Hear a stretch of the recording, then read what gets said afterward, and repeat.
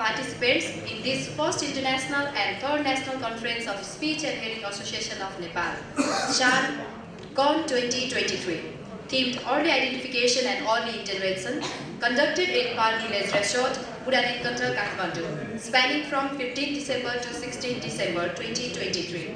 It is the first international and the third national conference of Shan, which makes an opportunity to bring all the expert audiologists and speech language pathologists, clinicians and the professionals around the globe to discuss the recent advances and evidence-based practices of speech and hearing innovatives. It will bring all the awareness to emerging audiologists and speech language pathologists so that they know the significant topics to work on in their professional careers.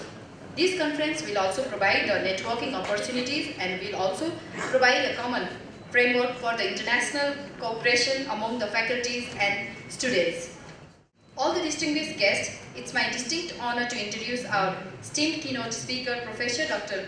Rakesh Srivastava, and for his session, I'd like to request to chair this session, I'd like to request pioneer academician, speech language pathologist of India and director of Communication Kids Innovative Private Limited, Professor Dr. Pratibha Karand, to chair the session. Also, I'd like to request pioneer speech language pathologist and audiologist, former dean of present Professor of Speech and Hearing, Mahi Manipal, to chair the session.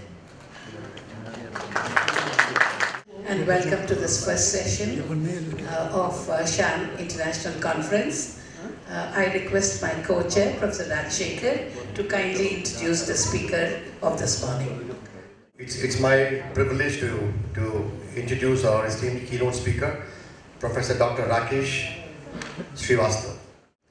Dr. Rakesh is a pioneer in the area of otolaryngology, and he has initiated the ENT department of TUTH, that is TUTH, right? Okay.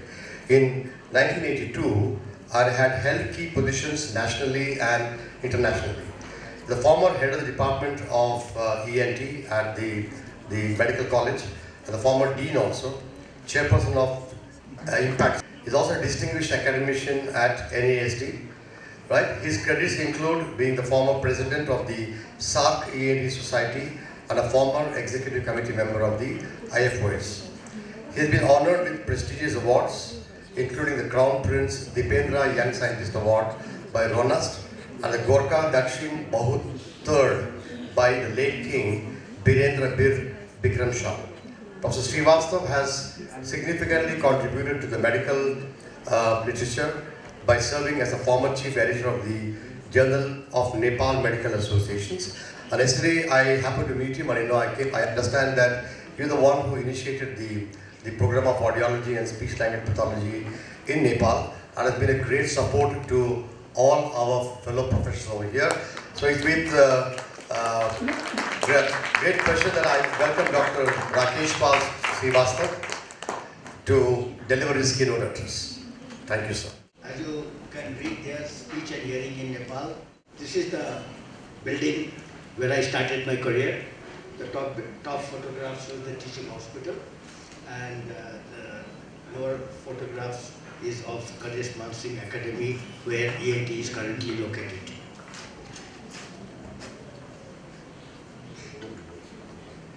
The story begins in 1982, when I just finished my MS from All India Institute and came to Kathmandu. I joined the Institute of Medicine ENT as an assistant lecturer, and at that time the teaching hospital was not been built yet. So we are sent on deputation to work in Bir Hospital, which is the oldest hospital in Nepal, located in Kathmandu. So not only me, but a lot of my similar colleagues in other specialties, we all worked in Bir Hospital. During my MS, my late father, Dr. Lakshminarayan Prasad, the first ENT surgeon in Nepal, always advised me to learn pathology and ear surgery. He always reminded me that this is the bread and butter of ENT. And that's what I did, and I still think it still holds true even after 42 years. So ENT OPD services started only in July 1983, though I had joined in 82. Then Professor Amartya joined me in 1984 and being very senior to me in IIM, went on to become the HOD. Later Dr. Hari Bhattrai, he joined us in 1986 and then several other doctors. Needless to say, to provide good ear and hearing care, one needs to equally good audiology and speech services. My daunting task was to go about setting up a good speech and hearing unit in teaching hospital. She is the first master's degree holder in Nepal. Later on, she went on to do PhD in psychology as well. Kaviraj Khanal completed bachelor's degree in 1994 and continued working in QTH. Went on to do master's degree in 2006. Brenda Jha, I think 1999, joined Beer Hospital.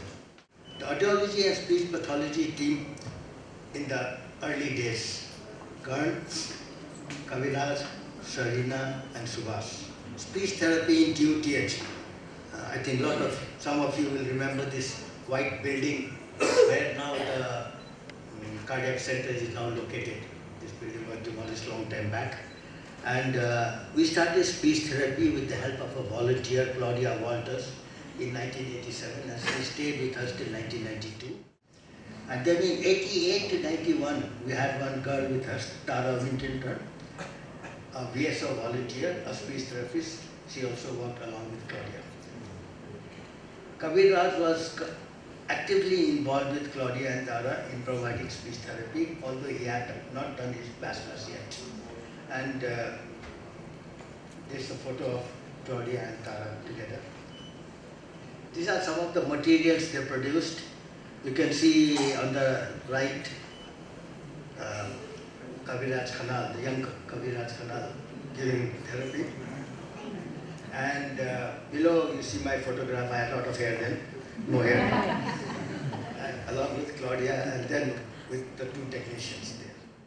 The CI program from 2015 onwards. This was another landmark in our CI program. Dr. Ravindra Pradhanan did a one-year fellowship leading to the degree of fellowship in implantation otology from Madras ENT Research Foundation of under Mohan Commission, one of the leading implant surgeons in India. Then Dr. Pavina also completed the same fellowship from Merck in 2019. The whole idea was, we were scared that once I and Hari retire, then who is going to continue? So we thought that they should get a formal education, and it was because of my personal recommendation and family-like relationship with Dr. Mohan Kamir. Mohan's father and my father were contemporaries, while Mohan and I were contemporaries right from our MBBS days, although in different medical colleges in Madras, now Chennai. So he was very helpful to us in providing this fellowship with these two people, and they are now carrying the burden of cochlear implant surgery. And if you'll notice, though we started in 2004, so far 258 surgeries have been done, but between 2004 and 2015, only 64 cochlear implant surgeries were done. And there are several reasons. It was the beginning, awareness, lack of trust. There are so many things when you start a new program. But then the major change came from 2016 after Ravindra returned. Then from 16 to 2023, you see the difference. 194 CI surgeries have been done, and 5 one-bridge bone conduction implants. The government grant is now, the government is providing QTH with a grant of 650,000 per child. The credit for this goes to Dr. Ravindra Pradhanan again and Karan, who did a lot of running around to get this government funding. That is enough to implant 32 children a year. This is just one photo I grabbed from somewhere about the auditory oral therapy. I think Susmita gave me this photo. Neonatal screening program in QTH is again another landmark. Started on a regular way from 3rd March 2020, though we have done a few earlier.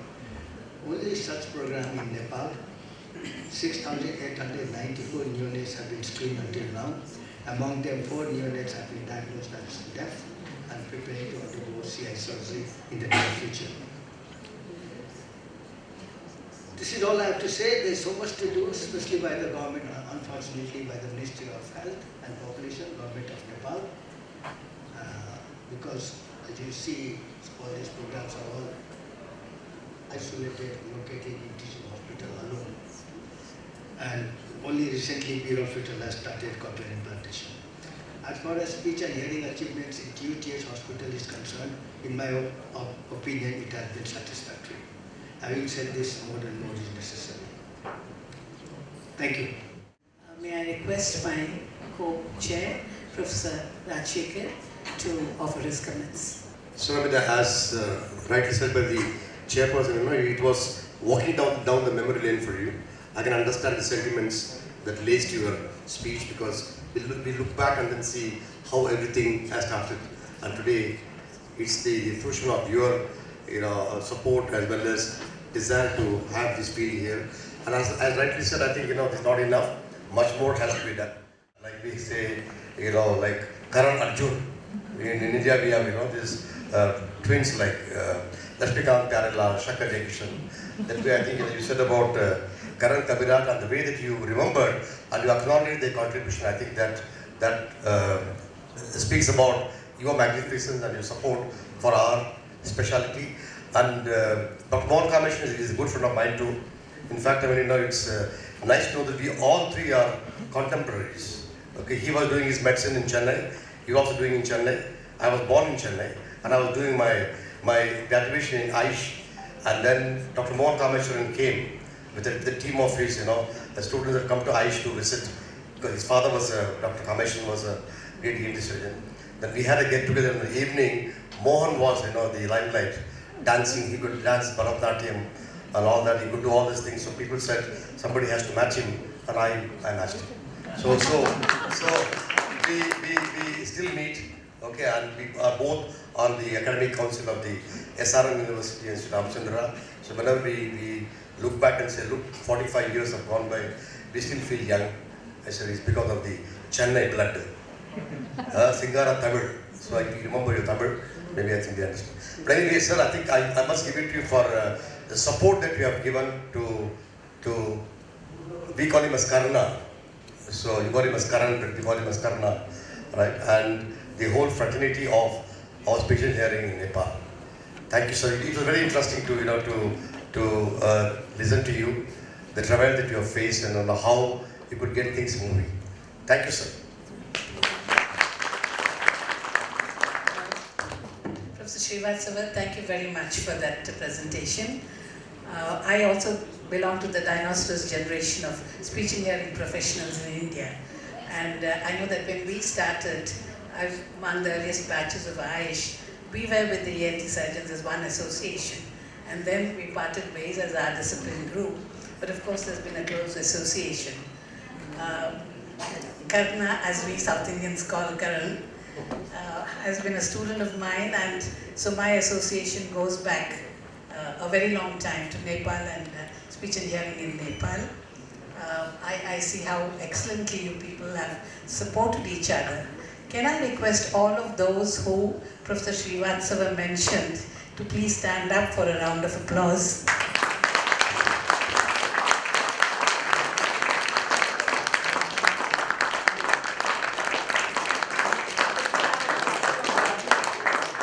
Sir, your insightful keynote speech was truly exceptional, and your ability to weave together the history, expertise, and personal reflection created a captivating narrative that resonate with all of us.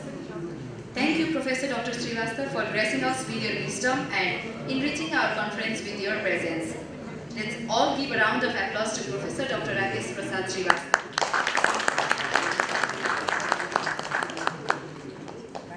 Now, I'd like to request our chairpersons of these sessions, Professor Dr. Pratibha Karant and Professor Dr. Velvis Rajsekhar, to hand over the token of appreciation to our keynote speaker, Professor Dr. Rakesh Prasad Srivastava.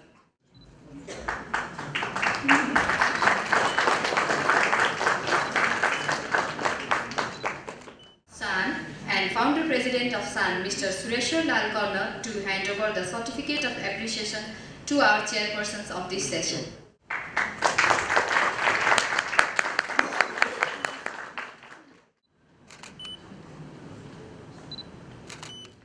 even here also.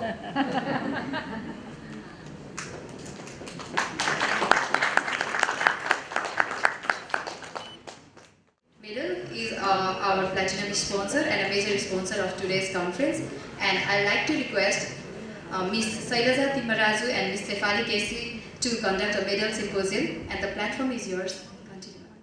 I'm Shefali Kesi, Senior Specialist Education and Training at Intl India, and I'm here today with my colleague Ms. Sailaja Timmaraju. We will go through or show you the glimpse of what MEDAL has developed in terms of technology, what our history is, and over the next 14 minutes, we will just take you through our science and technology and show you how MEDAL has been the leader in hearing industry. To begin with, our mission is to overcome hearing loss as a barrier to communication and quality of life. And to do so, we provide multiple hearing implant solutions worldwide in more than 140 countries for various types of hearing loss, for various degrees of hearing loss, and across all age groups from pediatric to geriatric. We believe in restoring, or gently restoring our skin, and that's the reason we have intact skin hearing implant solutions, and all our implants are transcutaneous in the nature. We also aim to restore other body functions as well through similar concepts and devices. Our headquarters is located in Innsbruck, Austria, and this is the top view of our central campus. From the time it began until now, we have supported approximately 5,000 clinics worldwide, and we are present in more than 140 countries. Our founders, Professor Ingeborg and Erwin Hoffmeyer, started to began developing cochlear implant in the University of Vienna. Okay? The moment they started, the very next year, they developed the first microelectric multi-channel implant. Now, with the invent of this first microelectric multi-channel implant, the size of the cochlear implant reduced drastically, and it was possible to implant very younger children as well. After that, every few years, we have come up with a new technology which has completely shaped the industry and made everybody move in the same path. And those MEDAL first introduced in the hearing industry can be seen in the red circle here. After that, we developed world's first EAS, which is a combination of electrical as well as acoustic unit together in a single unit, which helps people with partial sloping hearing loss. Now, these individuals have a lot of issues in terms of understanding, especially in complicated situations, and this is the only solution which can provide a good benefit to them in all the situations, including the complicated ones where they face difficulty. And in 2010, we developed the fine structure coding strategies, and this was a breakthrough because of fine structure coding strategies, it is possible to go or to reach closest to natural hearing possible with cochlear implants now. Now, in 2012, we developed the first transcutaneous bone conduction implantation. Now, with this invention, it was possible to do a bone conduction implant without recurrent skin infection. The bone conduction implant could be used for a longer period of time, and this really provided best benefit to these individuals who were implanted. And in 2013, we came up with the world's first single unit processor, which was Rondo. Now, we do understand that hearing loss is very individual in nature. Okay, it varies across degrees, it varies across locations, it varies across severity. And that's the reason we have a multiple set of hearing solutions to cater to this need of individualized hearing loss. We have cochlear implants, electroacoustic stimulation, or ABI, vibrant sound bridge, bone bridge, and now we have the first non-implantable hearing solution, which is Adhere. And now for the second part of the presentation, I'd like to invite Ms. Sailaja Timmaraju, Manager Education and Training here, to give you a glimpse of what these products do, who they are used for, and how MEDAL is different and how we are set apart compared to technology and the information that we provide. Thank you. I'm here to give you just a glimpse of what these solutions are all about, because we hear cochlear implant quite a bit. We hear about cochlear implant continuously, but there are several solutions available for different types and degrees of hearing loss. Who it is for and what exactly does it do is what I'm going to talk about. and also give you a glimpse into the technology that metal provides, right? So like Shefali mentioned, these are the wide range of hearing solutions that we have. Depending on the site of placement or anatomical site of the defect, you can name them as inner ear implant, EAS, brainstem implant, vibrant sound bridge, which is again a proprietary name, bone bridge, and add ear. So let's look at the candidacy for these hearing solutions. Choosing the right hearing solution is also very important because you have multiple solutions available, but you need to know which is for whom, right? So I made it easy for all the audiologists and speech language pathologists and the ENT fraternity here to understand without too much of technical information, but who is it for? So as you look at the audiogram, like all of you might remember, the initial candidacy for cochlear implant would not have shaded this much region of the audiogram. It used to be only for severe to profound sensory neural hearing loss individuals, but the expanded candidacy says that it can be used in individuals with a moderately severe hearing loss sloping down to a severe to profound hearing loss in the high frequencies, because speech scores make a huge difference in determining whether a hearing aid is actually beneficial for an individual or not. Especially in cases with postlingual deafness, they are the ones that are going to be your unsuccessful hearing aid users. So when they come in with too many complaints, you understand that the hearing aid is not providing benefit in the high frequencies. So that's when you need to assess the candidacy once again and see whether hearing aid is still beneficial, or you need to lean towards a cochlear implant, do all the assessment thoroughly. So this is the cochlear implant candidacy. As you can see in the picture, you have both a single unit audio processor and a behind the ear audio processor. So you have a choice between the two of them to choose from. It is severe enough to be implanted with a CI. Now, bimodal became a challenge when the technology was not so developed, but right now with metal technology, bimodal synchronization is very easy because you have the ability to match the lag between the electrical stimulation and acoustic stimulation using metal implant, right?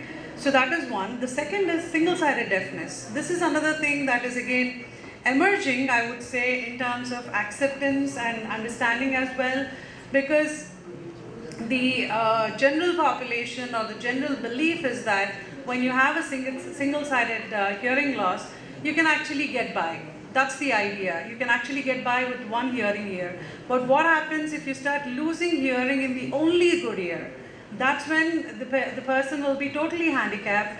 And before this happens, when you consider the ear with severe to profound hearing loss as a ear for cochlear implant, you're actually giving them the binaural benefit that you will be able to. So single-sided deafness, yes, a cochlear implant can be done and it is safe to do so. EAS system was developed for partial hearing loss individuals. This is, as you can see, the upper range of the frequencies, the low frequencies are all pretty good. They don't need a cochlear implant, but the mid to high frequencies, there is a severe drop. And this is where hearing aid will not be able to give you that kind of a benefit. So these are the individuals who are unsuccessful hearing aid users, and with hearing aids they always have difficulty either to balance between getting rid of the occlusion effect or the feedback problem, RIC or an ITE. So there are so many different complications these individuals may come across, and EAS is a solution for them. It's actually a CI, but you will also have an ear mold to route the acoustic signals through the processor into the ear canal, and the CI part is taking care of the high frequencies. So low frequencies by the acoustic amplification unit of the processor, and the high frequencies through the cochlear implant. So this is how a hybrid system, that is the EAS system. It was again a world's first EAS system was developed by Metal, and it was introduced for these individuals. Candidacy. You may all be a little surprised to understand that this can be done even in individuals with sensory neural hearing loss, but for those with medical conditions, they are not able to wear a hearing aid, but they can benefit from a hearing aid. So you can use a vibrant sound bridge even in individuals with sensory neural hearing loss with thresholds within the red shaded region. And obviously it can be used for mixed hearing loss and conductive hearing loss individuals with bone conduction within the red shaded region. Air conduction can be anywhere in the gray, but it has to be a stable hearing. These are the individuals that you will see that they have either the mixed hearing loss would be post radical mastoidectomy, or they've had tympanoplasty surgeries, lots of TM repair was done, mid-ear repair surgeries were done, but there is a huge AB gap still left. So to cover that AB gap and to prevent the recurrent ear infections, you need to keep the ear canal free, and that's when a vibrant sound bridge can come into huge help. Conductive hearing loss individuals are the ones that are born with atresia, microtia, anosia. They don't have the traditional path of sound conduction. They can benefit from a vibrant sound bridge as well. The candidacy is 5 years and above. Like I said, SN, conductive and mixed hearing loss. These are the, so as you can see here, this is how the vibrant sound bridge looks, and this is the end of it, end of the conduction, the vibrating ossicular reconstruction prosthesis is the FMT, floating mass transducer. This is coupled onto either the short process of incus or long process of incus, or stay-piece head, or the round window niche. Depending on the available anatomy, the surgeon will choose where to place the FMT. So this is what you can do, and these are the additional coupler options that are available as well. Benefits, it's same like direct drive implant and same ear stimulation. If you implant vibrant sound bridge on the left side, it is stimulating this side, it is not crossing over to the other side. So you get true binaural hearing. If this ear is normal and this ear you're implanting a VSB, it is actually a true binaural hearing. So that means that you're actually stimulating the ear where you're placing the implant, right? So these are certain other advantages that the users get. No feedback, no occlusion effect, as you all understand that. And then comes bone bridge. It was introduced transcutaneous, world's first transcutaneous bone conduction implant is bone bridge, introduced in 2011 into the hearing industry, and we are sitting at 2023 and successfully using bone bridge throughout. So we are at PCI 602 right now, and it's smaller and easier to implant and all that. So indications, we have this is the conductive and mixed hearing loss individuals. Conductive, obviously BC will be normal. Mixed hearing loss individuals can have the hearing within the red shaded region, the bone conduction hearing. Air conduction can be anywhere here, but like I repeatedly say, it has to be a stable hearing. That's when you will think of an implantable solution. So, single-sided deafness individuals, a lot of patients who are, say, a tumor resection was done, NF2 patients are there, and they cannot, for whatever reason, cannot go ahead for ABI. You still want to avoid that head shadow effect, improve the hearing in, signal to noise ratio for hearing in complex situations. You can think of implanting a bone bridge because it picks up signal from the poorer side and sends it via bone conduction to the better side. So that can be done in single-sided hearing loss individuals. Where would you place the BCFMT? You need to think of actually anatomical limits first. You need to look at how thick the bone is because drilling has to be done in the bone. So if you look at the challenges the surgeon might face, anatomical limits, you might have to look at the sigmoid sinus right underneath the placement of the bone bridge. Also, you need to think of the dura because as you keep drilling into the bone, these are the two things that you might hit in the temporal bone region. So CT scan is a must, as with any surgery. Temporal bone thickness analysis has to be done to understand how thick the bone is, and the coil section has to be placed in a natural way so that the future processor placement is most natural to pick up the sounds. And the site of FMT placement, either sino-dural angle or retrosigmoidal angle. These are the two most common sites that are chosen for BCFMT placement. If these two are not available for any reason, you can think of middle cranial fossa, where the thickness may not be so much, but at least you will have a good placement for the BCFMT.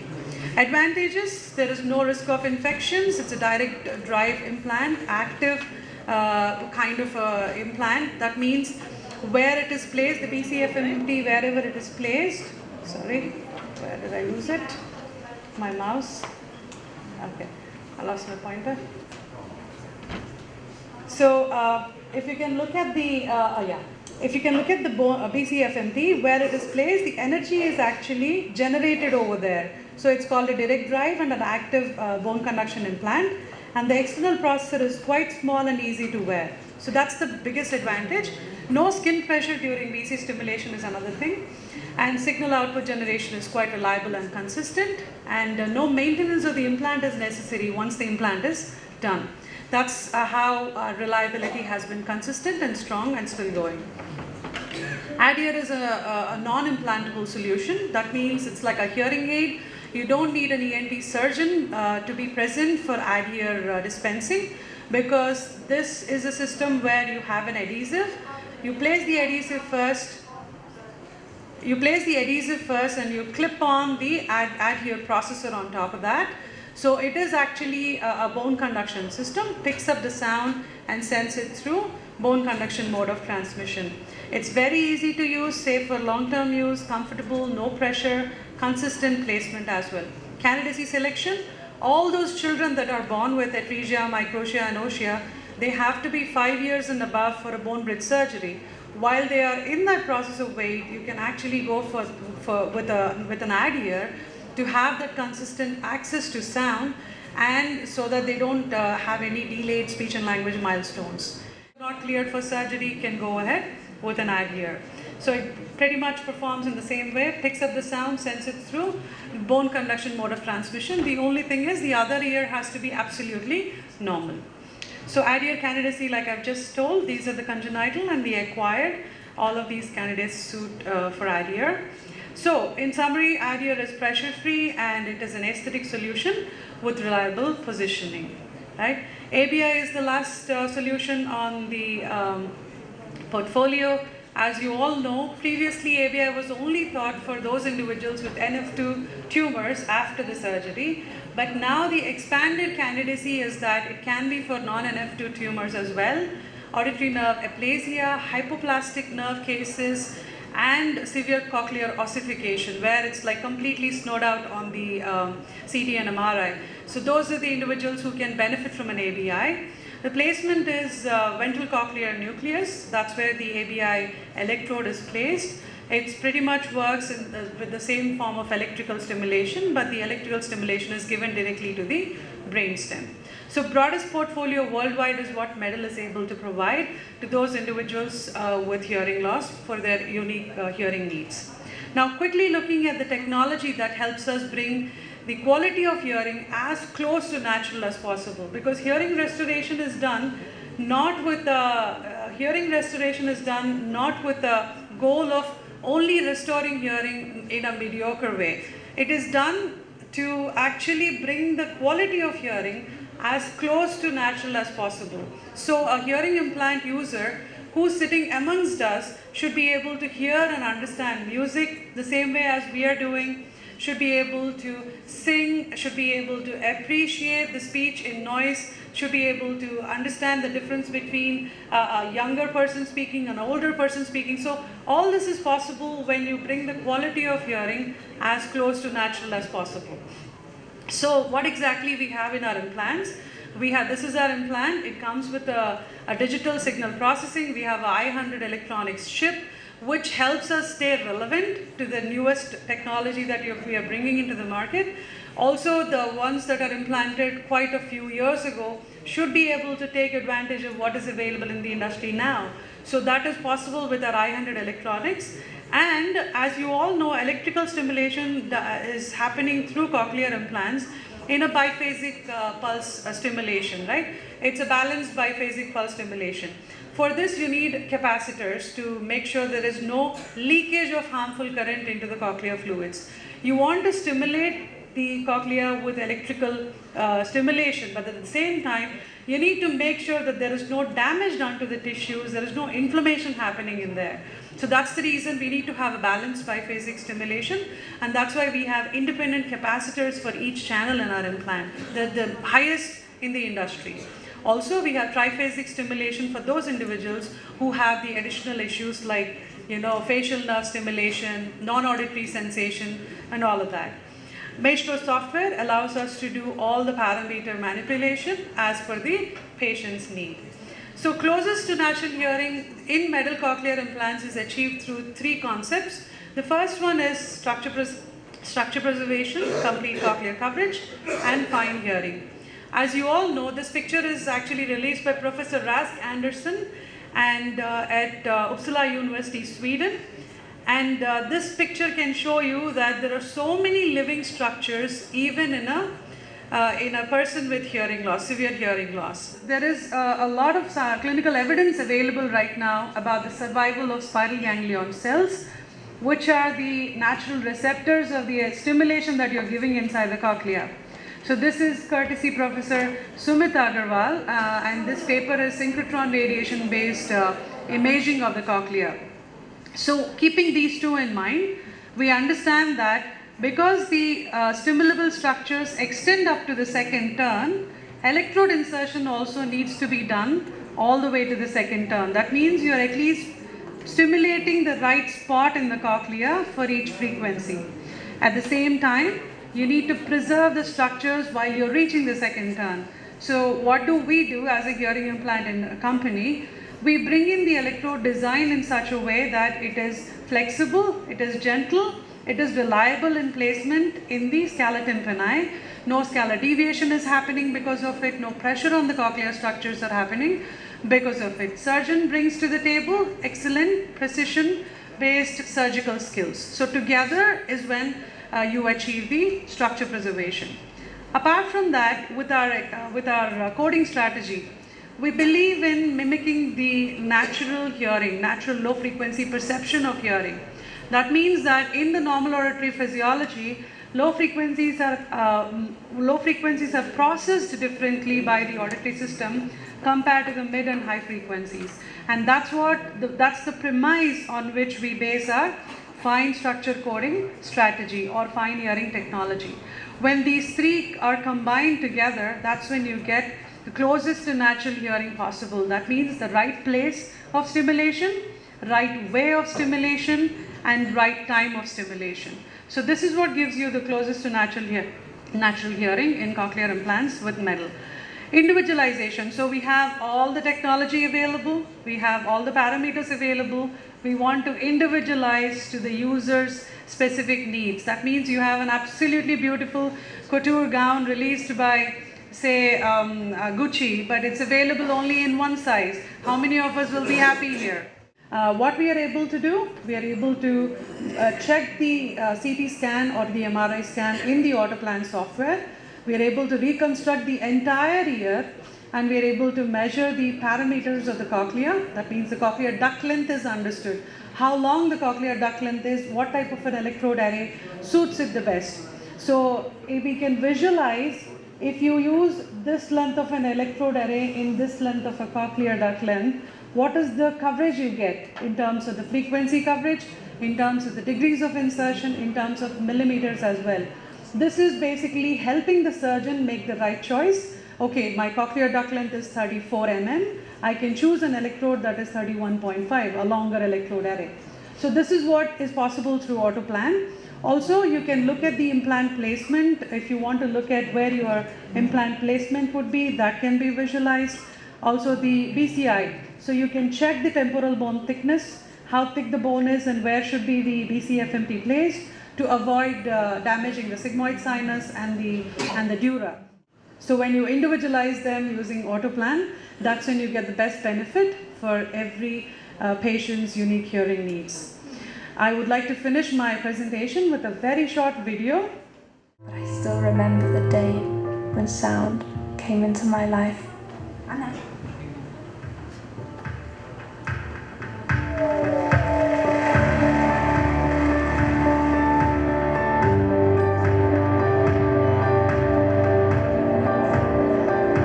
Back then, you set the stage for me to not only hear, but to speak, to learn, to express myself, and to be able to do what I love. Thank you, Mum and Dad, for giving me the greatest gift I could imagine.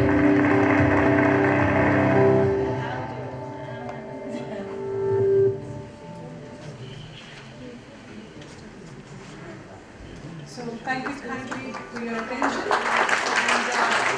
I invite you to check our website metal.com for all of that I've presented just now. Also, there is a video on the YouTube, Sound Sensation. That's a music festival with metal implanted children and adults. Thank you so much. Thank you, Ms. Sailaja Timmaraju and Ms. Sefali Keshi for insightful medal symposium. And with this, I'd like to proceed with the program. And now we have a change in the schedule and we'll be having a Ganga Godavari oration.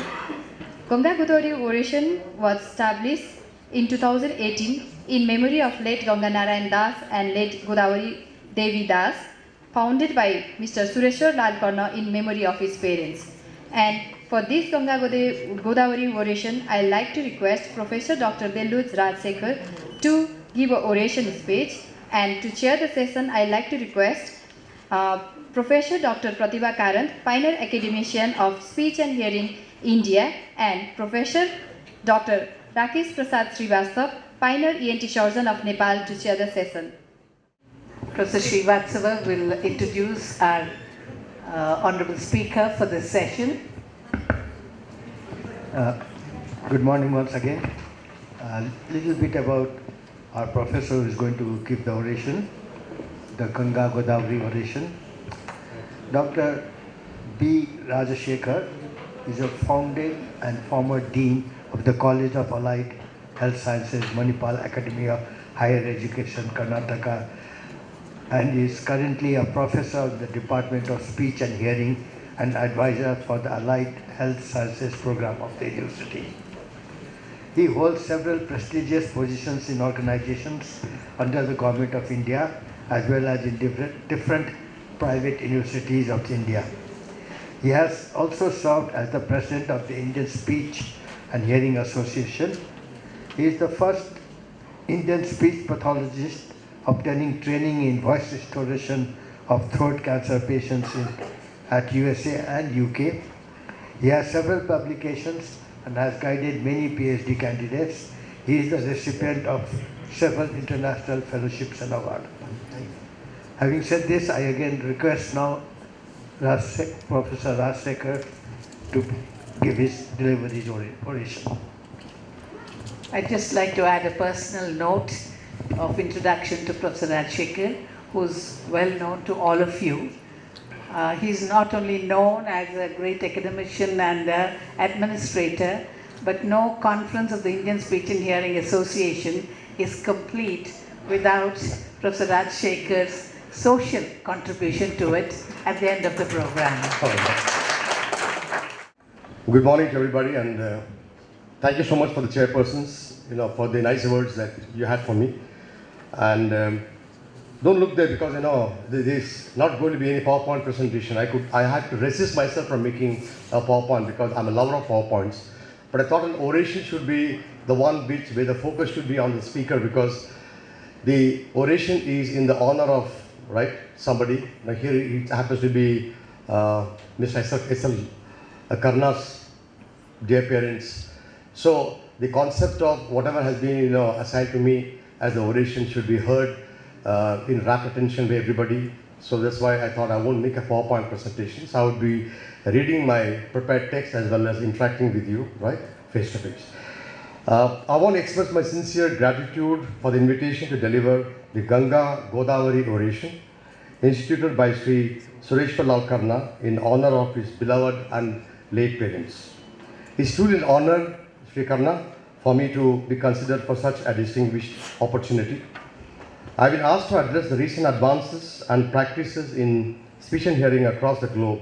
It's a very, very, very interesting and, a topic of, I think, interest to everybody, the current as well as the budding, the professionals, as to what we are going to be, or, where are we headed to. As technology advances, it's only natural to anticipate significant development which will shape as to how we understand, how we diagnose and treat disorders related to our specialty. Before we foray into the recent advancement and practice of our specialty, it's only appropriate that we walk down the memory lane, as did Professor Srivastav at the beginning of today's conference, how he retraced his steps and said, how did the profession start in Nepal? So similarly, I thought I would just give you a glimpse of how it happened, or the genesis of our profession globally, with a little bit of addition in the context of India. I'm going to leave out Nepal because he's already covered it now, And so this will prove the way for our reflection and appreciation of how the specialty has grown, its visibility established, and its contribution to alleviating the travails of persons with speech and hearing impairment. Historically, the roots of clinical audiology can be traced to the early years of the 20th century. It all began when the war veterans from the World War came back with the noise-induced hearing loss, having been exposed to the shelling and the artillery fire, right? It's when the government of US woke up and then said, let's have some rehab centers for these people, maybe for amplification and also for oral rehabilitations. The US government set up hearing rehab programs for hearing aid fitting and oral rehabilitation initially, but the university training programs followed, first in the Midwest in US and eventually throughout the nation. During the 1950s to 60s, audiology programs emerged in community speech and hearing centers, primarily catering to the oral rehabilitation only. Simultaneously, audiologists began conducting hearing assessment in the ENT clinics. The 1970s and 80s saw the emergence of more diagnostic areas. From its inception, the field of audiology as a specialty has focused on the measurement of hearing and the impact of hearing impairment on communication. Hearing aids available in those days were of low fidelity, high battery consumption, and embarrassing size. I remember my teacher showing me a hearing aid, the first hearing aid, a carbon hearing aid which was carried as a suitcase by the patient. Compared to that, to what we have today, the receiver in the canal, hardly noticeable. But of course, now they've improved steadily over the years with advanced in solid-state electronics, eventually evolving into the compact, fully digital instruments in use today. For those not benefiting from hearing aids, we have metal, we have cochlear, we have the cochlear implants, which have come as a boon. The focus for the next several decades was on the development of more scientific and precise diagnostic tests in the realm of diagnostic audiology. Computer technology greatly aided the diagnostic sophistication. The discovery of an entirely new area of auditory disorder, the auditory dyssynchrony as it was called initially, and now known as the ANSD, the auditory neuropathy spectrum disorder. Right, though it was existing then, but unknown till then, was a shot in the arm for specific diagnosis and intervention endeavors. Perhaps the most revolutionary development has been the cochlear implant, I think, of the decade. Originally designed for the post-lingually hearing impaired, over the years, it's emerged as a boon for the pre-lingually hearing impaired, that's children. Now, children as young as 3 months. So, coming back to the cochlear implants again now, children as young as 3 months can go for cochlear implantation, enabling them to develop normal speech and language. For earlier diagnosis and intervention, developed countries have mandated hearing screening for all newborns before they are discharged from the hospitals. The mantra now is screen by 1 month, diagnosed by 3 months, intervene by 6 months. Or you say 1, 3, 6 go. Coming to speech language pathology, it has its genesis in fact in UK, where people were more worried about how somebody pronounced a particular sound or a word. So it's how it started with speech perfection. But later on, in the US, the focus again shifted to the communication disorders of veterans, war veterans, who returned with a brain injury and the resultant aphasia. During the 1940s and 50s, brain studies, technological advances, and the development of standardized testing procedures gave rise to more useful receptive and expressive language assessment and treatment techniques. The field of speech pathology became speech-language pathology during that time. During the 1960s to the 80s, advances in linguistic studies further enhanced the SLP's understanding and ability to treat a variety of language delays and disorders in persons of any age. In the 21st century, SLPs have begun to research and treat the pragmatic use of language along with the other areas of communication disorders. In the area of voice, articulation, stuttering, head and neck cancer, loss of voice, notable changes have been reported in assessment and intervention strategies. Now coming to the Indian context now, in 1964, the first audiology and speech language therapy program was started at the Twin Institutes the BYL Nair Hospital, Charitable Hospital, as well as the Topiawala National Medical College in Mumbai. In the same year, the All India Institute of Speech and Hearing, my alma mater, the alma mater of Dr. Pratibha Karanth and many here, including S.L. Karna, was also established by the Government of India, which is now a premier speech and hearing institute in Southeast Asia. And later on, since the last 5 years, there has been a transition from a composite to a specialization. So we have masters in speech, we have masters in audiology. Now several higher education institutions and NGOs are providing speech and hearing education and services across India. India has robust training and education for their professionals compared to many low and middle income countries. Currently we have over 50 institutes or schools offering graduate, postgraduate and doctoral level programs at different levels. The entry level for the profession as an independent practitioner, as mandated by the Rehab Council of India, is a bachelor's degree. Now, these programs are 4 years in duration, 3 years of coursework and 1 year of mandated internship. It's estimated that over 10,000 people have graduated from Indian speech and hearing schools since 1966. There's an estimated 6,000 to 7,000 professionals currently practicing in India. It's a clear indication that the Indian population is underserved in terms of speech and hearing healthcare because of general shortage of qualified professionals and infrastructure. Further, the professionals are not equally distributed over the country with a massive shortage in rural areas. The Indian Speech and Hearing Association, of the ISHA, is a professional and scientific association with over 2,500 members. Unlike ISHA,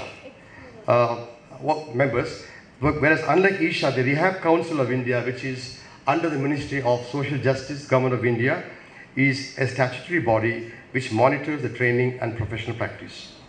Now, research in the specialty of speech and hearing in terms of publications in international and peer-reviewed journals has been limited, considering the long history of the profession and the number of educational institutions. However, it's really heartening to note that over the last 10 years or so, more in the last 5 years, there has been a thrust by many academic institutions fostering research and mandating research or publications by the faculty. Now, the challenges that we face are, number one, awareness and access to the rehab of speech and hearing impairment are still major concerns in the rural areas where the majority of the Indian population lives.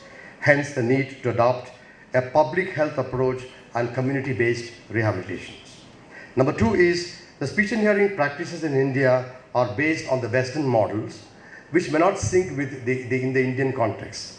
So considering that the social and cultural aspects vary vastly in India compared to the Western counterparts, it's a great need to develop research with clinical implications applicable to the Indian context. Now, I think I would skip Nepal or just make a mention about Shan.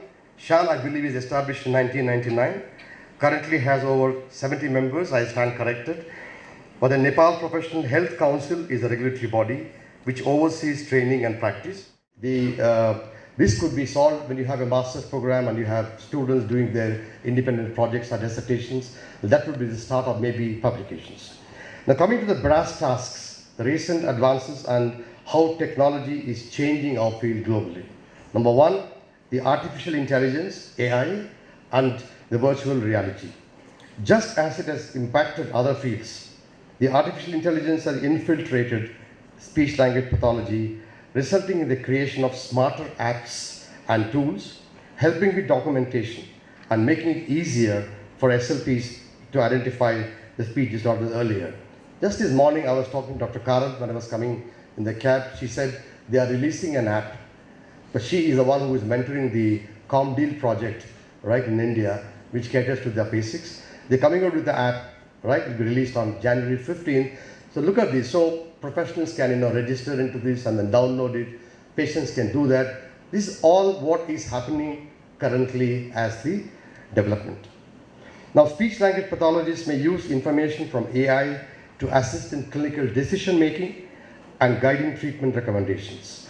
It can also be used across the SLP scope of practice, including speech, language, cognitive, and social communications. The artificial intelligence is an increasingly important ally in speech-language pathology, combining crowdsourced data, machine learning algorithms, biofeedbacks, and gamifications. The applications have exciting potential in assisting the SLPs to do a better job with the clients they serve. In January 2023, the University of Buffalo was awarded $20 million by the National Science Foundation to develop an institute to work on the AI systems that assist people with speech and/or language processing challenges. Well, that's the testimony to the future of AI-aided SLP practice. Let's now look at the benefits as well as the drawbacks of AI. Now, every coin has both sides, right? Look at the benefits. We also look at the demerits. It can assist in clinical decision making, as I told you, and guide in treatment recommendations. It's quite fast, organized, adept at improving documentation accuracy. Further, it's an effective data analyst, collecting and sorting out the data to help identify the communication changes and providing biofeedback. It has exciting potential for augmented and alternative communication, improving the user's experiences with speech-generating devices. However, its limitations could be that it can be expensive, maybe initially, and inaccessible, placing additional technological burdens on those needing the SLP's service. It would also require additional training on the part of an SLP to come into, to understand the nuances of this, and comes with ethical implications around misuse, privacy, and algorithmic bias. It could be blind to elements that are not easily categorized, besides being impersonal and incapable of forming relationships.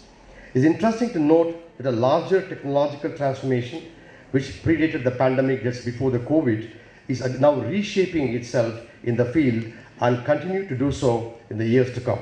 I'm talking about the adoption of the online speech therapy, which came into practice during the pandemic time, and the device-based interactions, tools like tablets, smartphones, and interactive apps for patients. They're expanding the array of resources and speech-language pathologies have at their disposal to engage and help their clients. Together, these trends are recasting the speech-language pathology as an increasingly technology-defined field that will place SLPs at the leading edge of innovation. The job opportunities in SLPs are expected to grow by 29% from 2020 to 2030, far outpacing the average of all occupations, according to the US Bureau of Labor Statistics. In technological innovations, I wish to specifically mention the iPad revolution. Nowadays, practically every SLP in India has an iPad. The wealth of helpful apps that have been designed for the iPad have become instrumental in assisting the SLPs to reach their goals. When used correctly and judiciously, the iPad, together with digital speech therapy, can transform the therapy sessions. It's also been reported that they can increase the children's attention spans, engagement, willingness to participate, and the productivity of the sessions. I wish to quote Susie Carbray, an SLP on speech, language, and cognitive therapy industry change in 2023. I quote, "I see speech-language pathologists working more with neurodivergent adults who want a brain-based approach to improve their communication and executive functioning skills. We can help those with conditions such as ADHD or autism see their strengths and find person-centered strategies to support their challenges." In 2023 and beyond, the speech, language, and cognitive therapy industry needs to further the accessibility and effectiveness of its resources to stay cognizant of the ever-changing needs of patients, unquote. It's going to be a new era for audiology.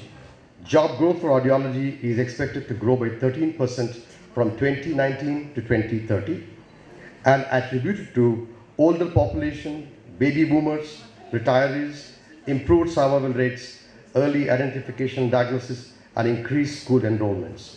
As we forge ahead into 2023, the audiology practices face a myriad of challenges. The growing prevalence of hearing loss, rapid technological advancements, and changing market dynamics are just a few of the many hurdles that we as audiologists must overcome. to thrive in an increasingly competitive environment.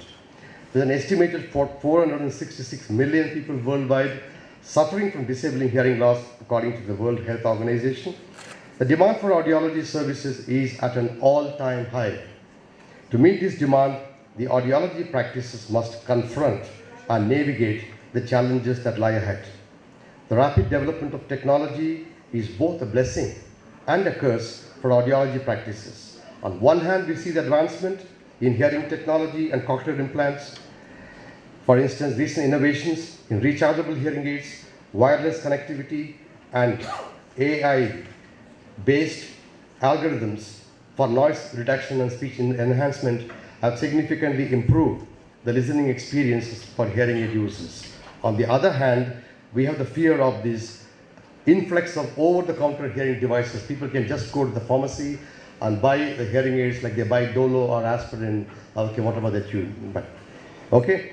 While this increased accessibility has the potential to benefit those with mild to moderate hearing loss, it raises concerns about self-diagnosis and treatment without proper professional guidance. Exciting new technologies in audiology have improved the customer experience, which I think is commendable.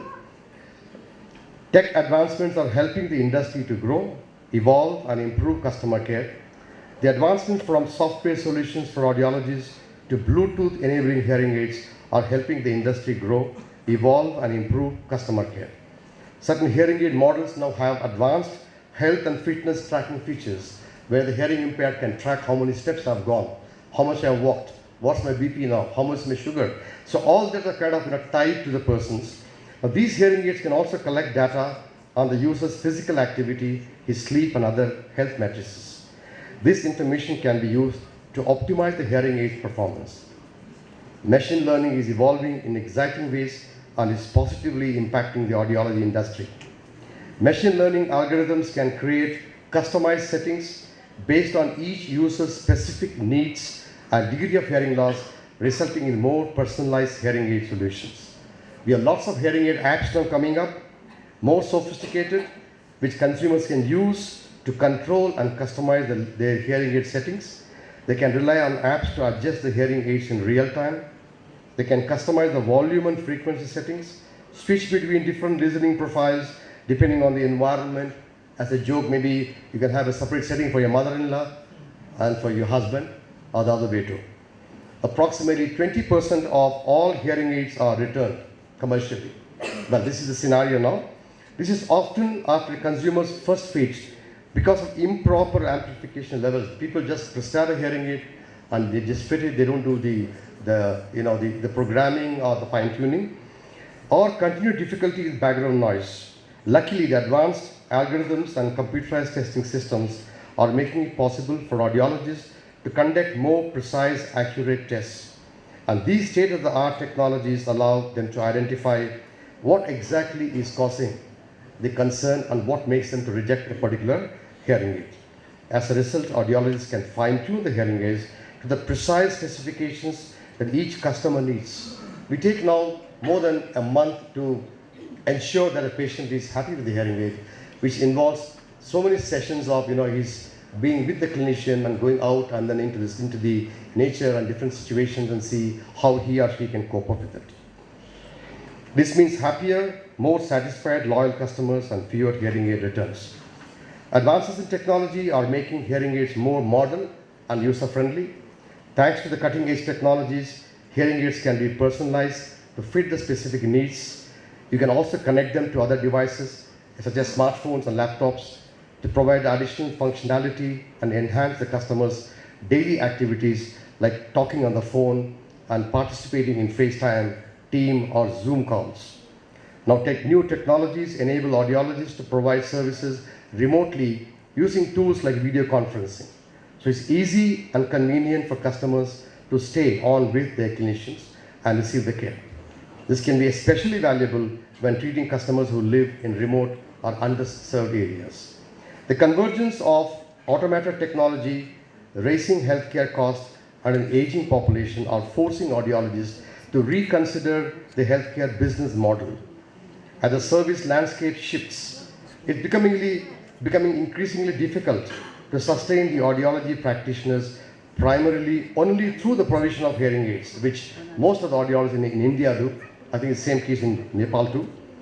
Given the growing popularity of self-guided testing and smartphone apps, audiologists must embrace new service delivery mechanisms to meet the demands of a market that prefers to engage with professionals when they are younger and have milder degree of hearing loss.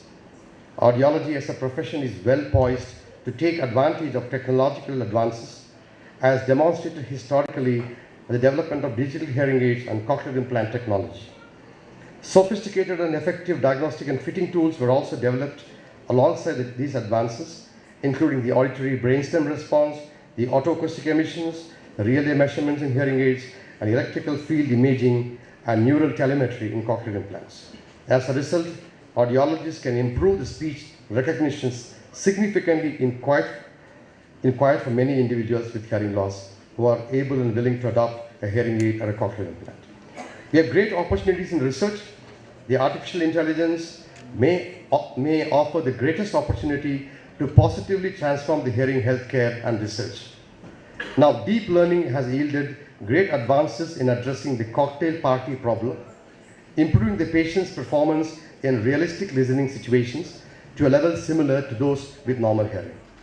It's simply a matter of time for manufacturers to optimize the algorithms, lower the power consumption, and shorten the processing latency to bring these features to the marketable ear-level devices.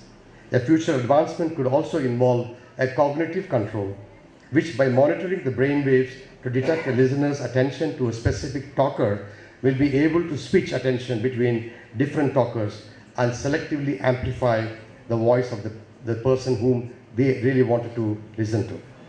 In recent years, there have been significant advancements in auditory research and technology that have changed the way audiologists diagnose and treat hearing problems. Some of the current trends in audiology worth noting are the increased use of digital hearing aids, advancements in implantable devices, and teleaudiology. Interest in telehealth exploded following the outbreak of the COVID-19 pandemic.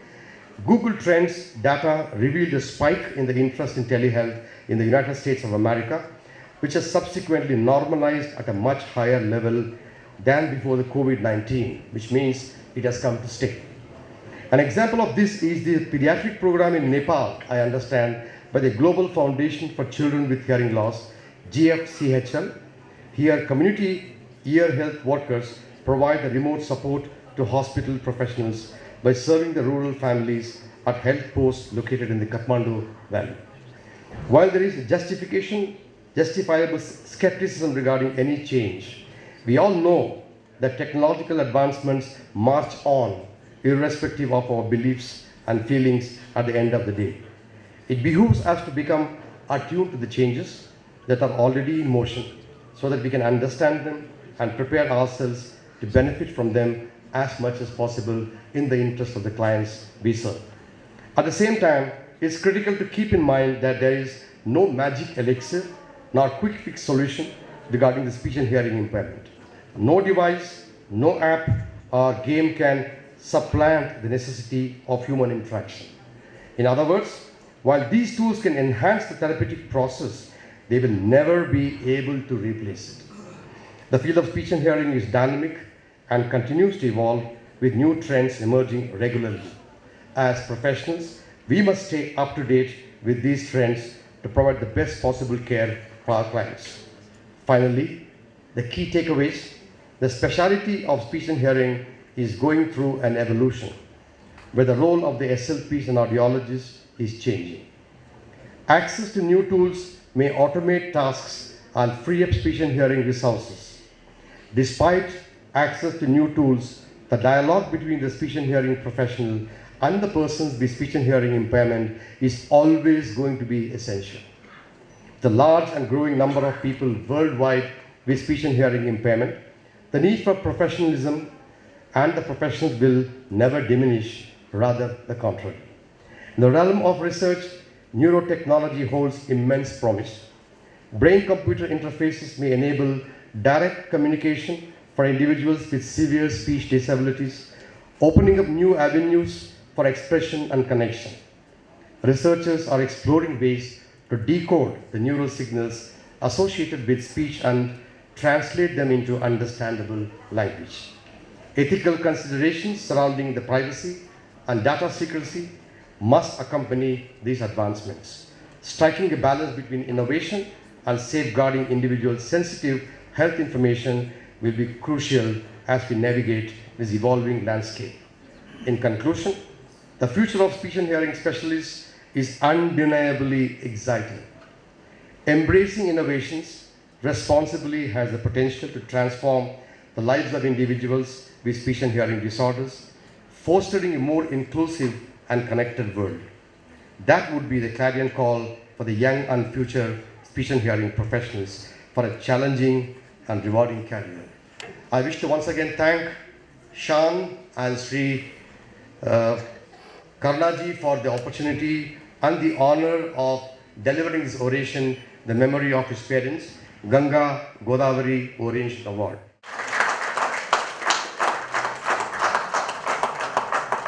Friend and colleague of 50 years nearly, I've seen his evolution as a speech and hearing professional.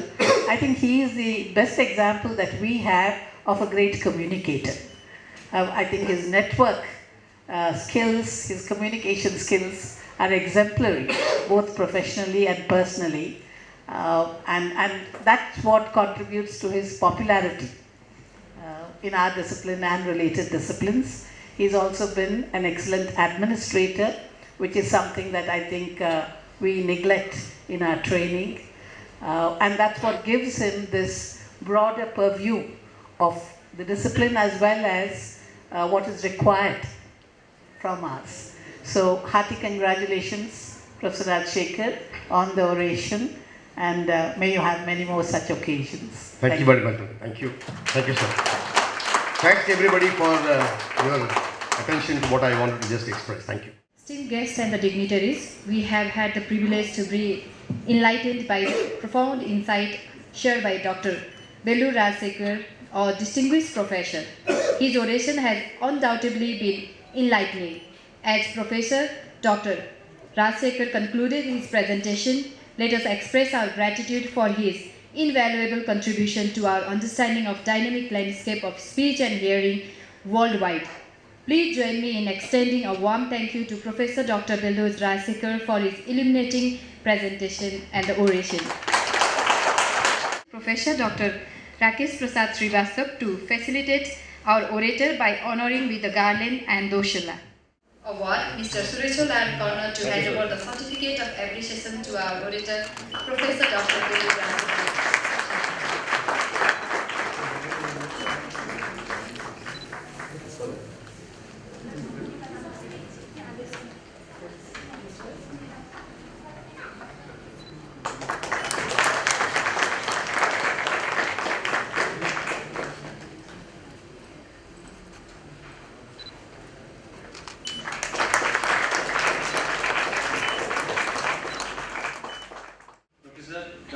Rajshekhar, founding and former Dean of College of Allied Health Sciences, Manipal Academy of Higher Education. Sir, your pioneering contribution as an excellent academician and establishment, growth and upliftment of speech and hearing field in India will be ever memorable. We are proud to have you in an important position under organization of Government of India as well as in different private university and being recipient of several international fellowships, awards such as Dr. Ratna Oration Award and Outstanding Contribution Award in the Asia Pacific region. We are an exemplary legend of speech and hearing field. Hence, we feel proud to honor and hand over this award to Professor Dr. B. Rajshekhar for delivering Ganga Godavari oration, recent advances and practice in speech and hearing across the globe. Date 15 December 2023, Kathmandu, Nepal. Mr. Dr. N. Sridevi to hand over a certificate of appreciation to our chairperson, Professor Dr. Pratibha Karan and Professor Dr. Rakesh Srivastava.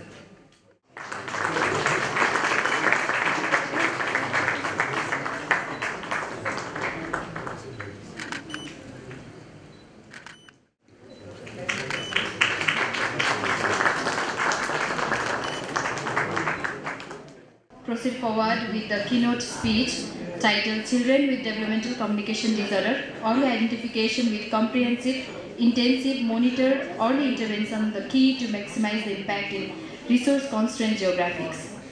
For this keynote speech, for this session, I request Professor Dr. Rajsekhar, Pioneer Speech Language Pathologist of India and Pioneer Speech Language Pathologist of Nepal, Mr. Sureshwar Lalkarna, to chair the session. It's my pleasure to invite Professor Dr. Pratibha Karan to give the keynote speech on children with developmental communication disorders, early identification with comprehensive, intensive, monitored early intervention, the key to maximize the impact in resource-constrained geographies. I do understand the sentiments of S.L. Karnaji to introduce his own teacher. First of all, Guru Deva Bhava, Madam. Introduction for my teacher, my best teacher. Whatever I introduce, that will be less. But I cannot introduce much more, saying only thing. She is internationally known teacher, expertise in language and autism. Professor Karan, she has a background in academic. She has worked at several renowned places like Nimhans, ICE and other places, at several academic higher position. And she was a visiting professor in abroad also. She is visiting professor in different university of abroad and in India too. Currently she is director and she is the trustee of ComDeal. Her contribution in early intervention of autism is globally recognized. Notably, she holds the distinction of being the first Indian to be invited by American Speech and Hearing Association. And let us eagerly anticipate our insight, which she will share. Let us extend a warm welcome to Professor Karan for her expertise. Thank you, Shan, and thank you, the organizing committee, for having invited me here to share our work. It's been a triple pleasure to be here. I've known Karna for long, since the time he came to India as a student, different colleges, but we worked well together. But surprise, I'd forgotten Bhavani was also around. But today to see the three of you who were honored as lifetime awardees was a triple delight for me, because all three of you I've known, you're associated with me personally as well as with the institutions that I was associated with, and I've seen how far you have come. So hearty congratulations, and that was really a genuine pleasure. Thank you also for inviting me to share our work. I want to go through each of these words in the title, because this is what I would like to emphasize for all of you here. Early identification, I think all of us know the importance of early identification across the discipline. I'm basically talking about children with developmental communication disorders. I've deliberately chosen the broader phrase of developmental communication disorders because I think our history of compartmentalizing everything has really worked against the interests of those we serve.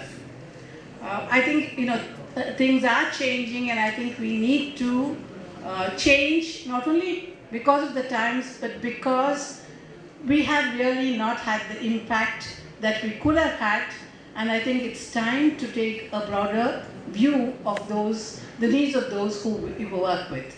So the title today is Children with Developmental Communication Disorders. Early identification is a key word. Comprehensive, intensive, monitored early intervention. And I think each of these words have tremendous significance in terms of the impact of our work. So this is the key to maximize impact in resource-constrained geographies, such as India and Nepal. Okay. Please remember that we are now at the brink of an age where we are the most populous countries of the world. We also have the largest child population.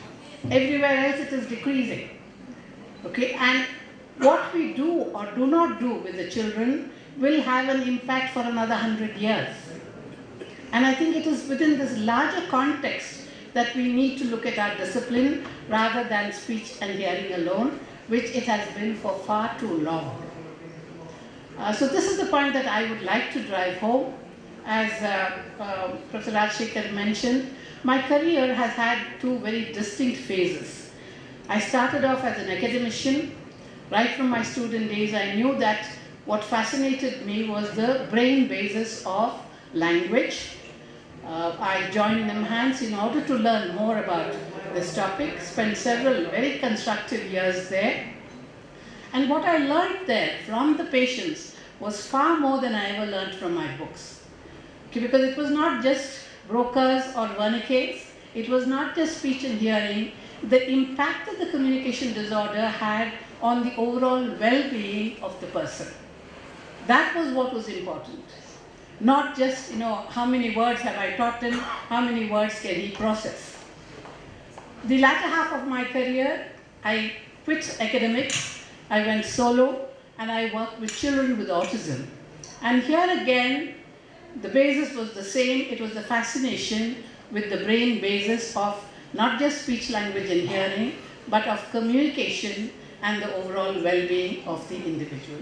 So this is the broader framework within which I have worked for the last 50 plus years. And that's a long time. So let me quickly go through my slides. From the 1970s, I've heard bits and pieces of conversation around this conference. There have been tremendous changes in our discipline and in the relevant disciplines which influence our discipline.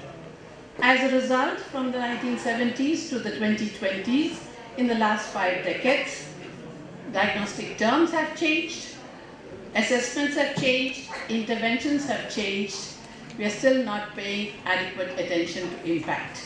What are these changes? Some of you may not even have heard about this. When I was a student, we had categories such as developmental dysphasia, minimal brain damage. There were tomes published on these. Okay, and today if you ask a young person about developmental dysphasia, they'll probably stare back at you. Okay. That was a time when we actually knew very little about what is involved in language acquisition and communication. So our measures were very crude, superficial measures, vocabulary size, sampled within a short period, mean length of utterance, utterly meaningless if you look at languages across the world because they differ in terms of their construction. Then we moved on, thanks to the influence of Chomsky, psycholinguistics, neurolinguistics and all of that.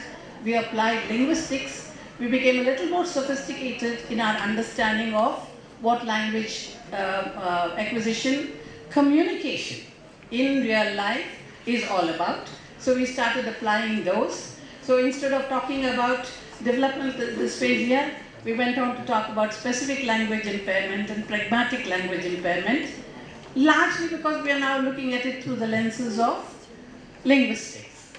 Okay? And then now, from the 80s, 90s, everything was mixed up together with pervasive developmental disorders.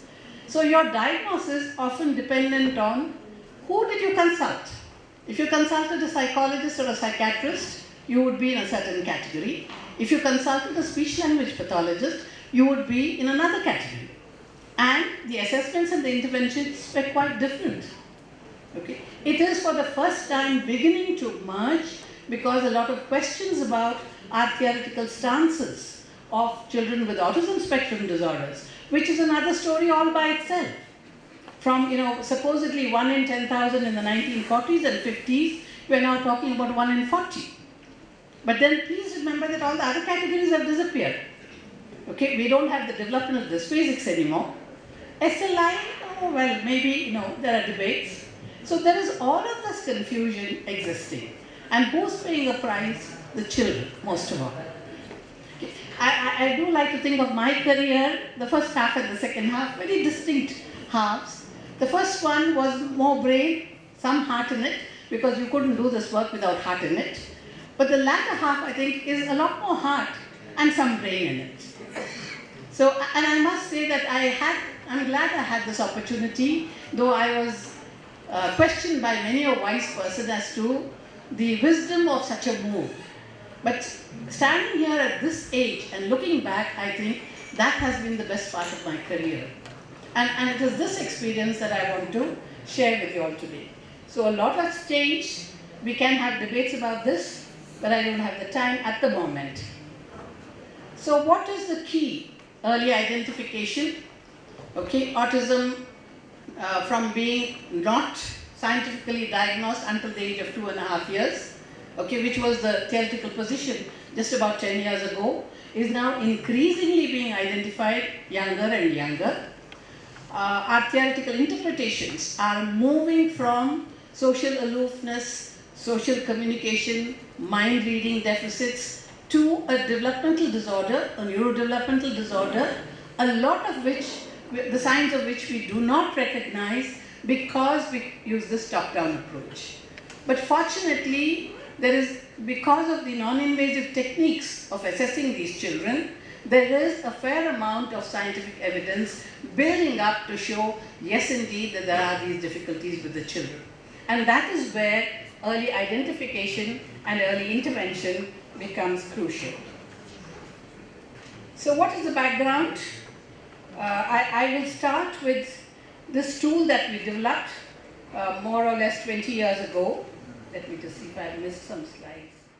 The receptive and the expressive language, the cognitive, social, emotional skill, the overall development of the child. And initially, because we wanted all of this addressed, we started working with teams. That's another thing that we speech and hearing professionals have not done well. Occupational therapists, physiotherapists, psychologists, educators, we don't work as teams. Yet, that is extremely important if we are to succeed. So this narrowness with which we look at the children, they are children with these composite skills. Each one influences the other. It's not just the speech and the hearing that is related. So we put together certain Western tests and certain existing tests and started mapping these abilities in the children, but it was a patchwork. And that is when I took up this project to develop a tool which was standardized, normatized on an Indian population. And that is now called the ComDeal Developmental Checklist, or the CDGC. I won't go into great explanations, but basically the major domains, okay, are mapped in terms of the age of the child. And here you see the profile of a very young child, 20 months old, who was suspected to have ASD, at risk for ASD, and you see how many areas the child has difficulties in. We worked with this child, individual therapy, and within 3 months, you see the second profile, which is that of a typical child, same child. It is this kind of a measurement, intervention, and ensuring that the child meets the skills of a peer who is typically developing, which is crucial for the lifetime well-being of the child. So this is a simple illustration. I will go through with many more. This is a typical profile of a child with ASD. We know that they have language deficits, though I would like to draw your attention to the receptive language. Okay, it is presumed that children with autism process language fine, which is not true. Time and again, we see this kind of a profile. And then, of course, it is along with the expressive language deficit. The motor, scattered motor deficits that you see, the first two columns, again, are increasingly substantiated by research which talk about dyspraxic errors. Speech, whole body, okay, ideational apraxias, you see them. And then you see the cognitive skills in a young child are fairly good. Okay, but then you see the social skills again are poor. So that is standard in ASD, communication and social skills. So the pattern reflects what is known about children with ASD. And that's the most common pattern that you see in autism. Here you have another profile of a child who had come to us. And this child shows exclusive difficulties with social skills and of course the emotional well-being of the child, as he grows older. If this child had gone to a child psychiatrist, he would have been diagnosed as Asperger's. Okay, if he comes to a speech pathologist, we would have called him as having pragmatic language impairment. And of course, please remember that the way in which we handle, depending on the diagnosis that we use, is completely different. So here is a child with a hearing impairment. We are increasingly using the CDDC for children with other communication delays. And again, interestingly, you see, in a lot of these, because these are children identified and helped with speech-language therapy, the expressive language is better than the receptive language, which means that we're not paying adequate attention to the real-life difficulties of the child in processing language in everyday situations. So we stand to learn about each child. Here is a child with cerebral palsy. Okay, and I don't need to explain that to you across all domains, motor in particular. Here is a child with developmental verbal dyspraxia. And you see how speech is the one that doesn't move. These are the substantial proportion of children who remain non-verbal, ASD who are non-verbal. So the profiles help us to identify what is wrong, and of course we can match it in terms of our theoretical knowledge about the disorder. And to each of these profiles, for each of these steps, it's stuck, it's not moving the slide. Excuse me. Yeah, okay. We have lesson plans for every step in each domain. All of these were designed by us, field tested by us in middle-class Indian homes with materials that are available locally and can be done by parents. We had in fact intended this for parents, but over the years we have seen that it's the professionals who are buying these manuals, a lot more than the parents. But that is fine with us because in standard speech-language therapy, we seldom do baseline so clearly. We seldom link therapy to intervention in such a minute manner. And even more importantly, we don't monitor progress adequately. And that is important both for the family and the discipline. So these manuals are available in several Indian languages. Okay, as I mentioned, we cover all the age ranges and domains, simple language with illustrations, and these have been field tested in Indian homes. There was an international edition published in 2017 by Plural, and this is being used by several countries outside of India. Another key feature is group intervention. Okay, we all swear by individual therapy. Yeah? And I know the first time I asked my teams, instantly we work as multidisciplinary teams. No speech therapist in our program works alone. We work with occupational therapists, physiotherapists, educators, psychologists. And they were not going from department to department. The team is on the ground with 12 children assigned to them. That was my biggest hurdle because nobody wanted to work together. But within a couple of months, I think they learned to value the contribution of the other team members. They saw the overall impact it was making. And to me, one of the most gratifying moments is when I see an occupational therapist using speech therapists like the speech therapist would have used with the child, and a speech therapist looking at the posture of the child and how comfortable he is within his environment, having learnt it from his or her OT colleague. So that group spirit has really come about, and there is so much that we have learned from each other. Other than that, we work with larger number of groups. And it's here that this is extremely important for countries like India and Nepal, because we don't have the numbers. We are not going to have the numbers of therapists for the population size and the growing demographics of young children. So we have to learn to maximize what we have, and these are double and triple benefits.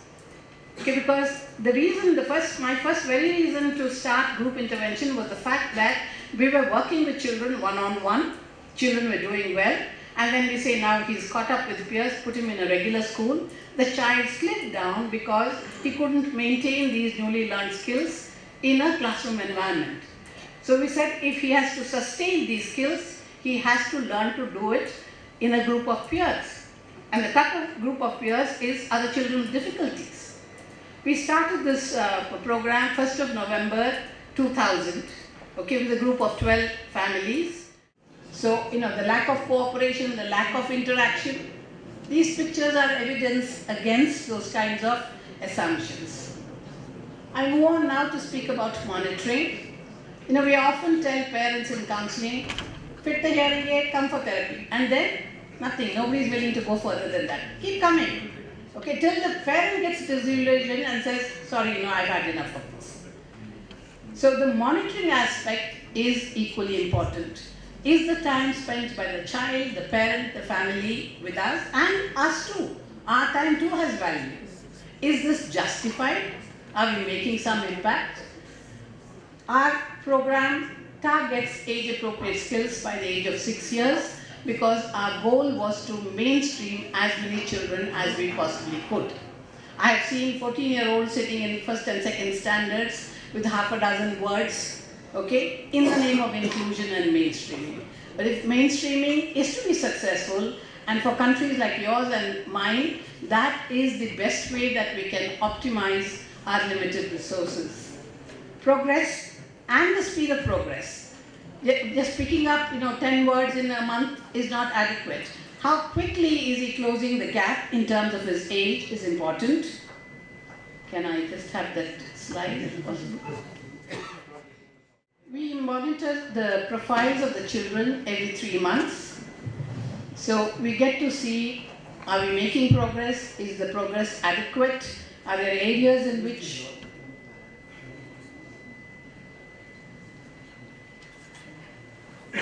sorry about that because I would like to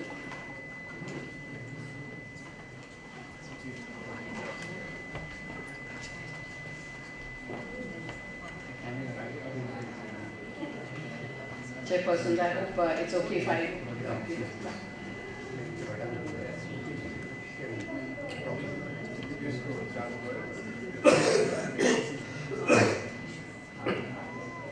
So those of you who have dozed up can get up and do a little bit of a jiggle, yeah? Keep awake.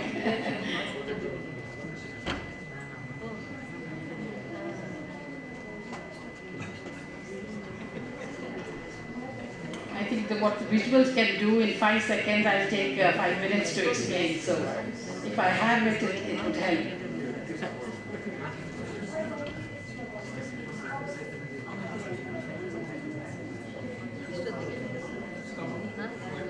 It's come up, yeah. Okay. So there you see the monitored progress of a child in the program. The first profile shows you the baseline. The middle one is by November end, 5 months later, and you see the progress the child has made across the several domains. And then in the last one, which is March end, because we now have to make a call, is this child ready to be mainstreamed? And if with a profile like that, we would say, yes, the child is ready to be mainstreamed. Some support, maybe in individual therapy, but he is ready to be mainstreamed. Now this one refuses to move. Okay. This will take a little bit of explanation because what the top half of the diagram shows is the individual professional skills that we bring to our work. SLPs work on oromotor issues and several other issues. OTs work on sensory issues, desensitization. Educators work on ensuring that the cognitive skills of the child are moving. So everybody focus on the skills that they bring in terms of their training, but it's linked also to the developmental skills. And as you can see there, it goes hand in hand. The basic skills need that professional input, and you see the developmental skills going up. As the child comes to us older, the earlier ones were children around the age of 3 years, it's harder, takes us longer. Sometimes we work with children across 2 years. Okay, but it is this profile that is important to help monitor the work. And I can tell you this one is of 3 years before the child is ready to be mainstreamed completely. Generally a child like this, after the first or the second year, goes to a school part-time and comes to the program part of the time. But by the end of the third one, the child is completely in school, may need some supportive help once a week or once a fortnight or whatever. So as the child's skills increase, they are increasingly mainstreamed, but some support from the therapist also remain. And this to us is ideal, doesn't always work that way. In a follow-up study that we did sometime in 2013, we found that 76.4% of our children were mainstreamed and remained in mainstream schools. All along in these last 20 years, we have learnt from the children. You know, most of the aids, most of what goes into the program is when we identify a specific difficulty with the child and then we address them. And then we manualize this into something that is affordable for the Indian population, okay, and can be used by families. The CDC and the manuals are now available in several languages, 3 to 4 Indian languages. We have a lot more additional tools as well as family support for intervention. These are just some examples. I think we have the manuals exhibited outside. They will be with Shan. Anybody wants to have a closer look at it is most welcome. There are a couple of other flyers. If you want more information, you can pick up those flyers. Okay, those are for you. But the materials will remain with Shan and you're most welcome to have a look at them. And you're also most welcome to contribute to them.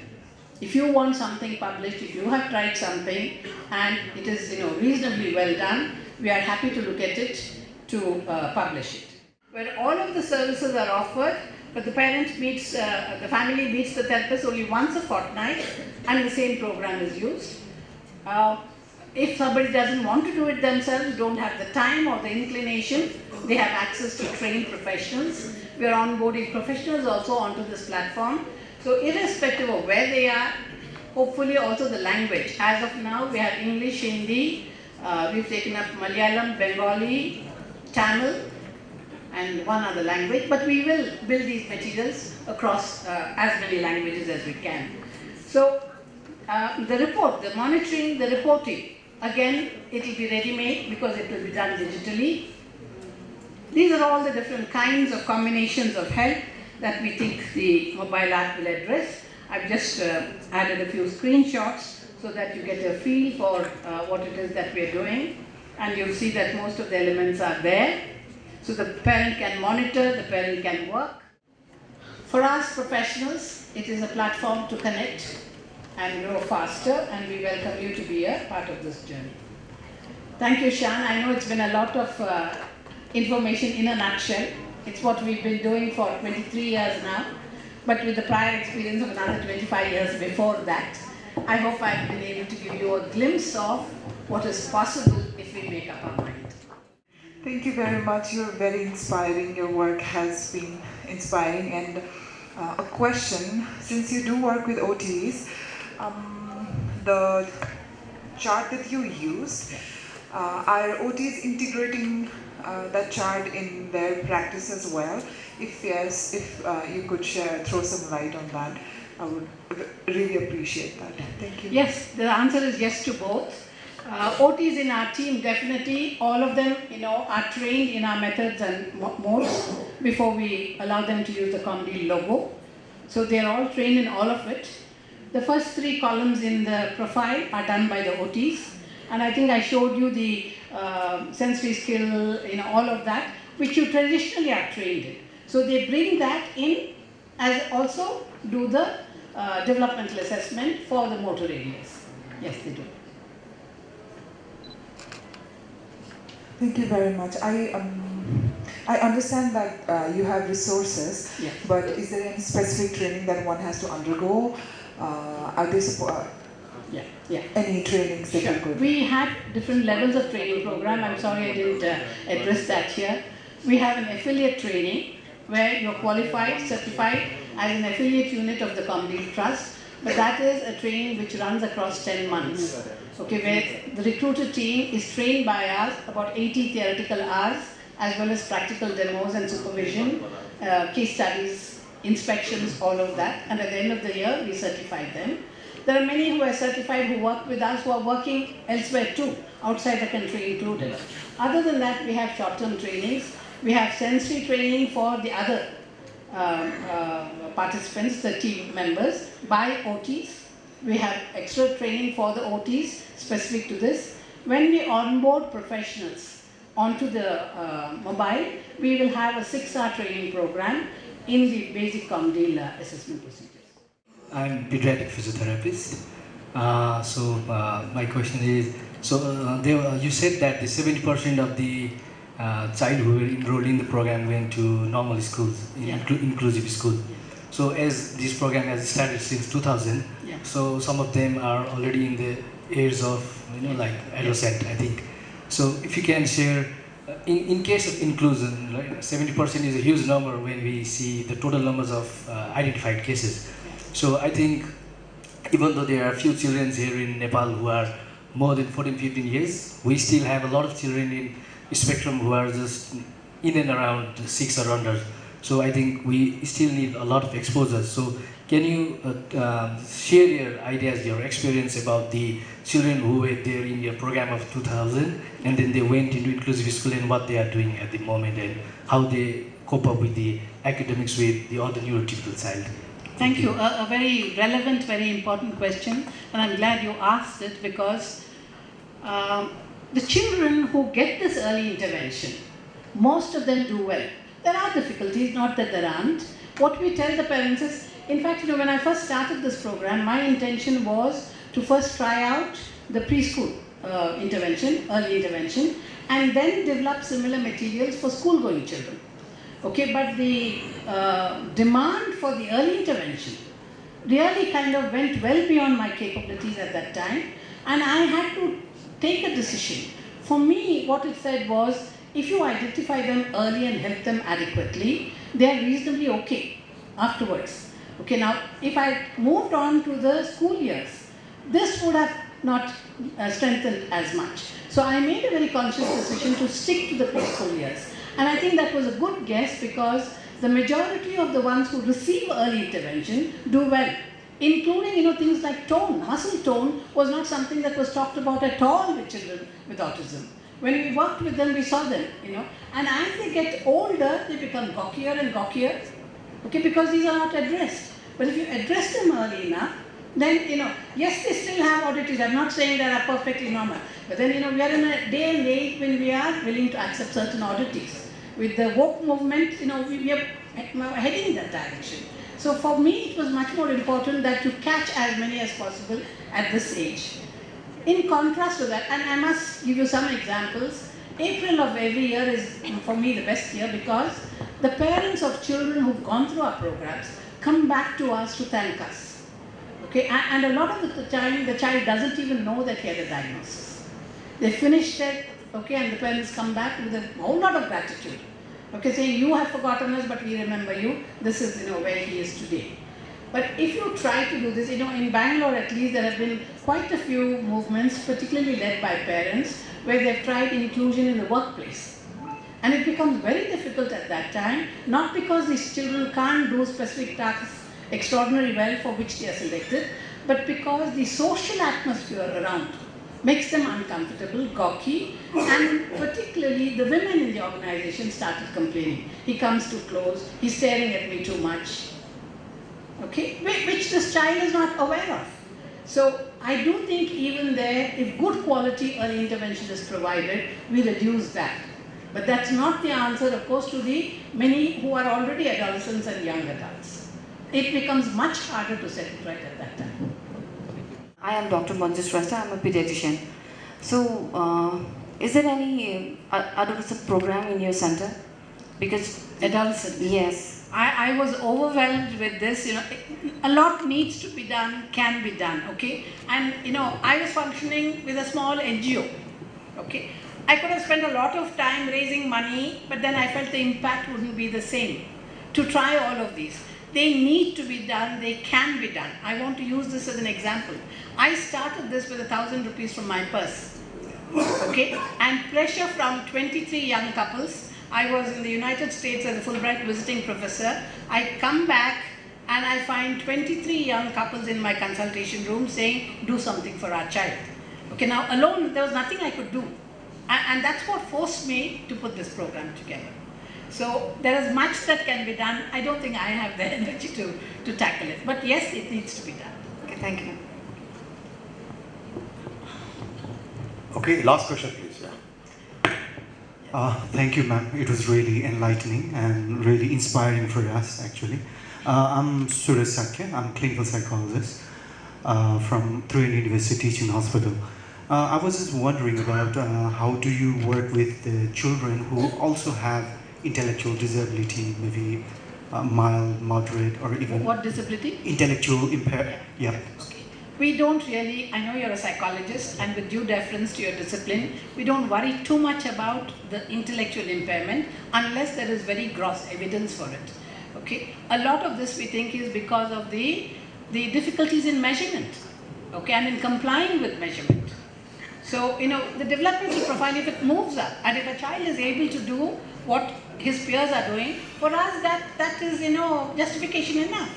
Even if he's an average intellectually, okay, then, if he meets his developmental skills as age appropriate, that's enough for us. So we don't pay a lot of heed to intelligence assessments, okay. Unfortunately, again, this is a concern I'm not sharing, I'm not picking fault with anybody. We see families go from place to place. You know how time consuming your assessments are, okay, and how hard it is on the families. They come with pages and pages of it, okay, but what has been done to the child? Next to nothing. So I think that has to change. That has to change, and the documentation part, okay, this can be shared anywhere in the world. You know where the child started, where is he now, what were the issues. So I do think that we should go for this kind of a digital documentation of all children with disabilities and do away with those massive reports. No insultment to any profession. Thank you very much, anyway. It's always a pleasure to listen to Dr. Pratibha Karan. Very few can, keep people awake a post-lunch session, right? So she's one, who fits the bill. That's why I think, the scientific committee rightly pushed our talk from the morning session to the afternoon session. Well, it's backhanded compliment. Right? Okay, and her talk was, I'll tell you, excellent. She very rightly made, a point in saying that what things have changed and what has not changed. Things that have changed are what? Diagnosis, your assessment, intervention change. But impact, that's a big question, which she really asked us to ponder over. And the team, that most of us, we always think that I do it, rather than the team does it. So she's put up all these people together and she's proved it. And whatever that she reported, whatever that she has said, right, she has spoken, opined, and saying very confidently that 76% have been mainstreamed, it's all evidence-based. Right? That's the mantra now. Right? You have an evidence and then you say, look, there's efficacy, not just saying theoretically. And she also paid a lot of attention to the concept of monitoring, which once again, I think, it goes amiss with us. We do it, but we don't really monitor. So, and she also clarified on what exactly is the thing is missing in impact. Impact with what? You ask impact with the child, impact with the therapist, impact with the family, and impact with what? Right? So those things will have to be very clear about it. Scaling up again, she talked about scaling up.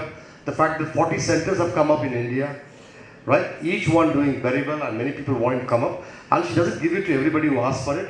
She wants to make sure that, they have the caliber and they can do it. Not because just you ask for it, I give it to you. She would make, judgment or, she would make a thorough assessment of whether her program is going to, bring in, benefits to people. That's what is called in discretion and judiciously in the clinics. And so the grant that she got, 1 crore grant, 1 crore, right? Tata's? Their trust gave us. Yeah, trust gave up. That again is once again, a testimony to how she can also, she could convince the people to give the grants to. Okay? So So now it's for, see, she has gone, her centers have, have extended, right, to different parts of the country now. And it's also now ready to go across the borders. Now it's for Shan to jump on the bandwagon and as facilitators, lest you lose your Sheen. Right? So, the last slide, I think it's got all the information, so you should, I think, embark on this, and maybe, the next time you have a conference, you will have at least, something here, footprints here of the Convil over here. Thank you very much. It's a very, very enlightening talk. Very enjoyable. That can truly make a difference in the lives of children. We are truly honored to have listened to your speech, and we are truly honored to have you here, ma'am. Thank you so much for that. Now I request the chairperson for today's session to hand over the Once again, Karnataka qualifies for token of appreciation and certificate to you.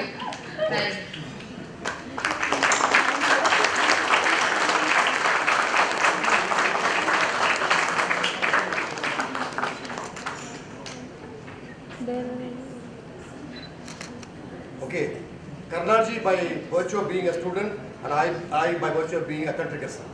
We have the same district. Okay. Speech language pathologist.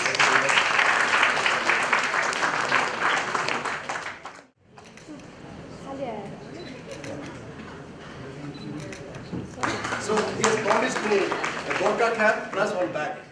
Speech on journey of rehabilitation services of speech, language and hearing in Nepal by our first speech language pathologist of Nepal, Mr. Kabiraj Khanal, who is also a former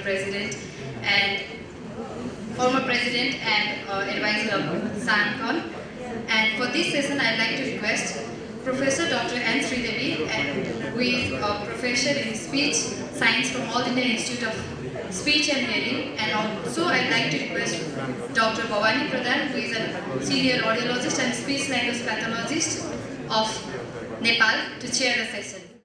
Hand over to Sridevi ma'am for the introduction of the key speaker, Kabiraj. So good afternoon one and all, and I welcome you all for the second keynote address of today's afternoon after a splendid talk by Madam Karant and all the stalwarts on the stage, Dr. Karant, Dr. Rajshekhar and Karna sir. Chairing a session is not cool also. I thought it was cool, but I really tensed a bit. However, okay. So, welcome you, Mr. Kanal. So, everybody knows about Kanal's contribution to Shan, and however, there may be missing points. So, let me introduce him once again. So, presenting Mr. Kabiraj Khanal, a distinguished senior audiologist and speech language pathologist, serving as a unit chief in audiology and speech language pathology. He is an esteemed advisor to both the Nepal Speech and Hearing Association and the Nepal Stuttering Association, while also holding pivotal roles as General Secretary of the Cochlear Implant Nepal Group and as a past president and founder secretary of the Speech and Hearing Association of Nepal. Mr. Kanal's contributions have been recognized with awards, including the Best Employee Award from the Tribhuvan University Teaching Hospital, Institute of Medicine. He has chaired numerous national and international conferences, showcasing his expertise as a line chairperson, instructor and panelist, reflecting his commitment to advancing the field of audiology and speech language pathology in Nepal. So welcome you, Mr. Kanal, once again. So over to you. When I joined teaching hospital, it was 1985, and after that, just I met S.R. Karna sir, and he was doing P.O.T. audiometry. He taught me P.O.T. audiometry, and he has given me a very small book, the only book we had. Then I learned from there, and he taught me audiometry. Then I started working. After that, Mrs. Claudia Walter, she came to Nepal, and Claudia Walter actually came with her husband, Mr. Dieter Walter.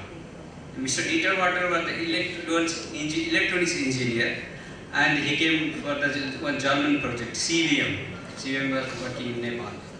Then met with our first ENT surgeon, Professor Lakshminarayan Prasad. And Lakshminarayan said, okay, what you will do? Your husband is working there. Why can't you start a speech therapy, speech and hearing in Nepal? And she was very happy. I heard this, I think this is fact. And after that, Dr. Rakesh was also there. And then Prasad said to Dr. Rakesh, why can't you open speech and hearing in Nepal? First clinic. Then there were several meetings. After several meetings, then we started this speech therapy. Because the in fact is in teaching hospital 1983, the BUDHAN audiometry started actually. And fact is that there was no speech therapy service in the country, and there was no audiological service for the pediatric population. After joining Karna sir, I started pediatric testing also. It was it helped for the policy making for the government.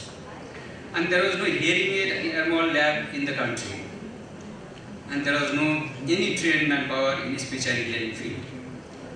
As I mentioned, early effort by the Claudia Walter and the formation of the team. And Claudia Walter, she trained me 1 week training. I have got. I kept my certificate also here. Just anatomy, physiology, language and speech. Then she said, okay, we will start speech therapy. Then it was very difficult, the awareness was very poor in that time. Then from where to get client, it was really challenged in that time. Then we said to the ENT department also, the people were not coming, only except hearing. And then we thought how to get clients. Then there was old school, like a deaf school, and another mentally retarded school. Sorry to say this name, mentally retarded, as Cartman said, its terminology changed now, intellectual disability. To mentally retarded school. Then we went there, and deaf school we went there. Another school, Navajyoti, also mentally retarded school. And then another, in Bhaktapur, there was one JC school. From there we used to collect the client and used to give speech therapy. And people were teaching us as a teacher, not a therapist. Even I trained it. I just, I was working as an audiometrician there. And after that, I trained by Claudia Walter as a speech therapy assistant.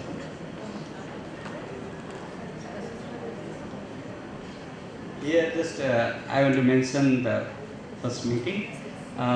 Is the Claudia Walter is Claudia Walter is here, and her husband Dieter Walter, Karna sir, and myself, and is the Ellen Prasad, and is Rakesh Prasad, and first head of department of Tribhuvan University Teaching Hospital. And here is the Professor S.K. Kakkar, the ex-director of All India Institute of Speech, Medical Sciences, Delhi. And our senior Dr. Prasabdha Raj Bhandari, and myself.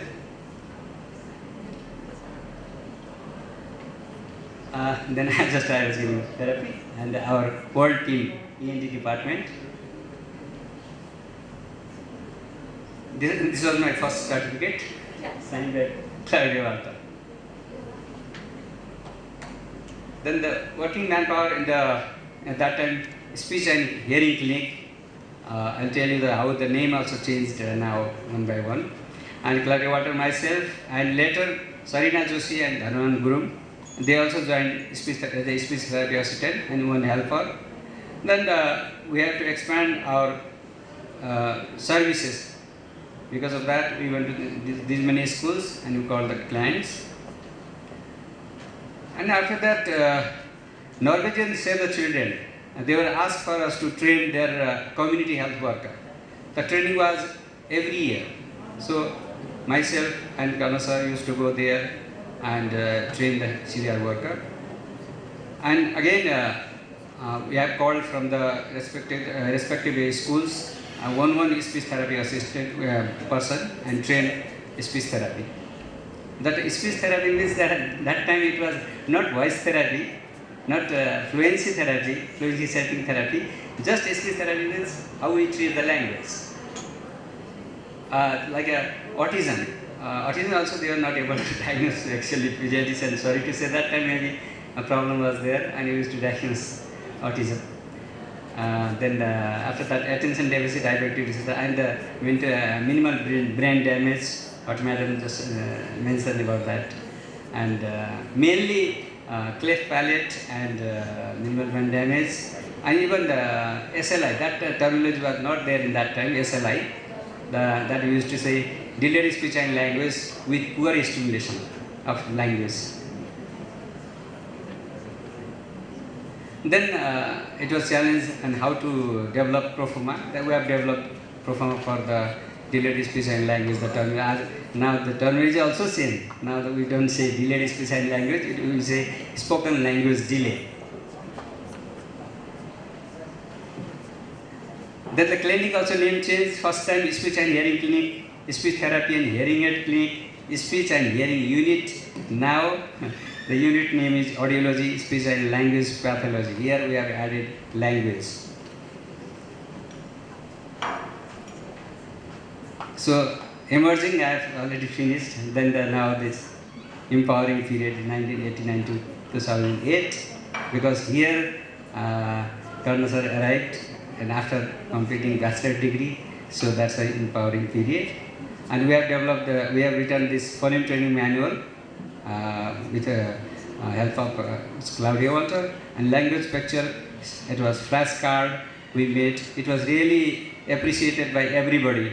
It was a photocopy. That time also this Xerox copy was not available, and we kept in our department. Each and every client we used to give all the sheets, language sheets, verb, preposition, and this all lexical category, everything what we need. So they don't have to search this teaching aids, because the teaching aids were not available in the market that time, and it was drawn by our artist. Artist drew actually those cards. And after that, communication with the children, not to the children, with the children, language training manual. Then how they hear, audio recording book, according to degree of hearing loss, we made that. Then low-cost trials. We used to produce low-cost trial from our department. Now these are the materials which I mentioned. Then video production. We made video production, and video production name is Integration of Hearing Impairment in Normal School. That's a 15 minutes. Director, we were the director actually. Like Karna sir, myself, ENT surgeons, one speech therapy assistant, and likewise funded by UNICEF. We have requested for them. And our foreign speech therapists, they have collected the funds.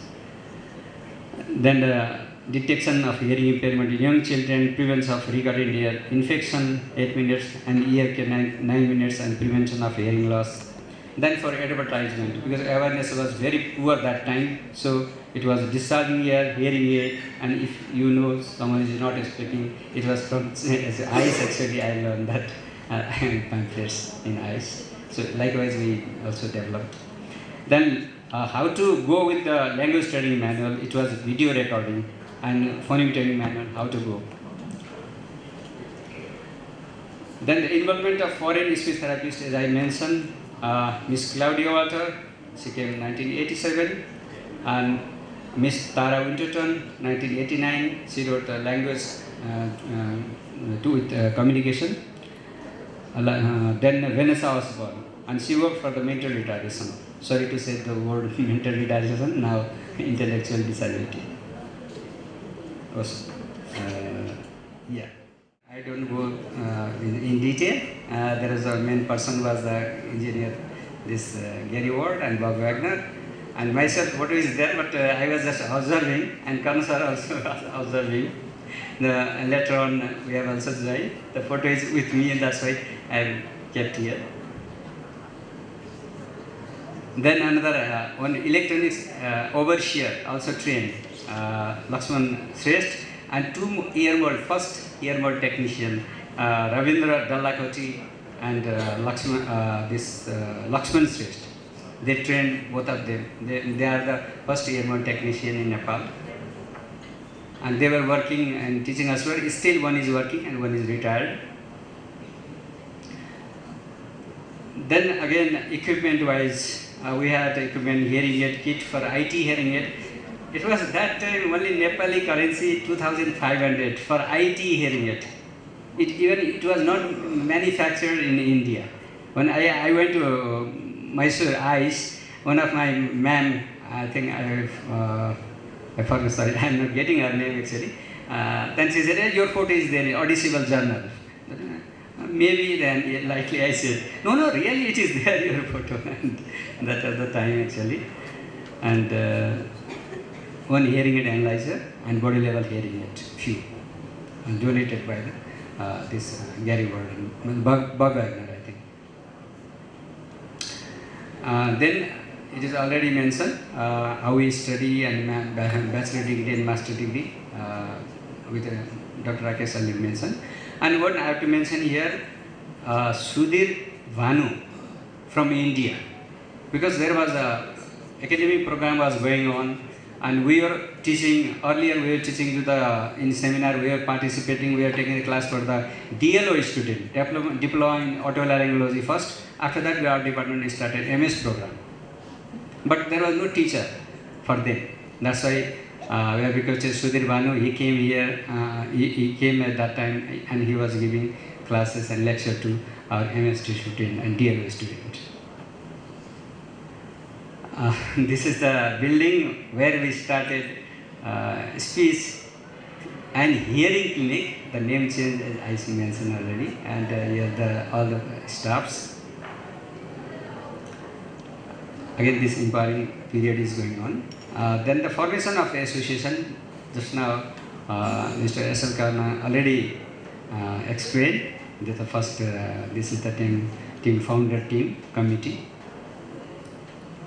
And then formation of the association and first conference and second conference and third conference. And now we are master degree, total 42, if I am right, our president is here, and bachelor degree 34. And BSLP course started. That is the period, maturing period 2009 onwards. So it started in 2009. Myself and Karna sir was a teacher, co-teacher, and the ENT faculty also teacher, and some other field, psychology and other field, also electronic engineer also. She's here just now, she came. So faculty increased, Associate Professor Susmita and lecturer Prabhat Davadi and lecturer Anil Adhikari and another lecturer Anup Ghine.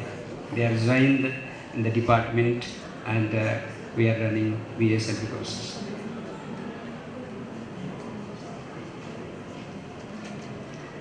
Then the present scenario of speech and hearing services in Nepal, I go very fast because we are running out of time. The Kosi province, there is only Nobel Medical College, and in 3 colleges they have speech and hearing services, and private clinic 1. And Madhya province, there are 1-2 hospitals, they are providing the service, and private clinic 1. And this Bagmati, everybody is here only in the capital, and so many private clinics 23, and here are 17 hospitals. So in top 2 teaching hospital, we are providing most of the facilities. We have this hearing aid lab, ear mold lab, swallowing lab, vestibular lab. Still we are behind, but we are doing something. Yeah. And then the Gandaki province, here only Western Regional Hospital, Green Tracer Hospital, Manipal Hospital, providing speech and hearing service, 1 private clinic. And Lumbini zone, 1 private clinic, and Lumbini, there are 2 hospitals, they are providing services.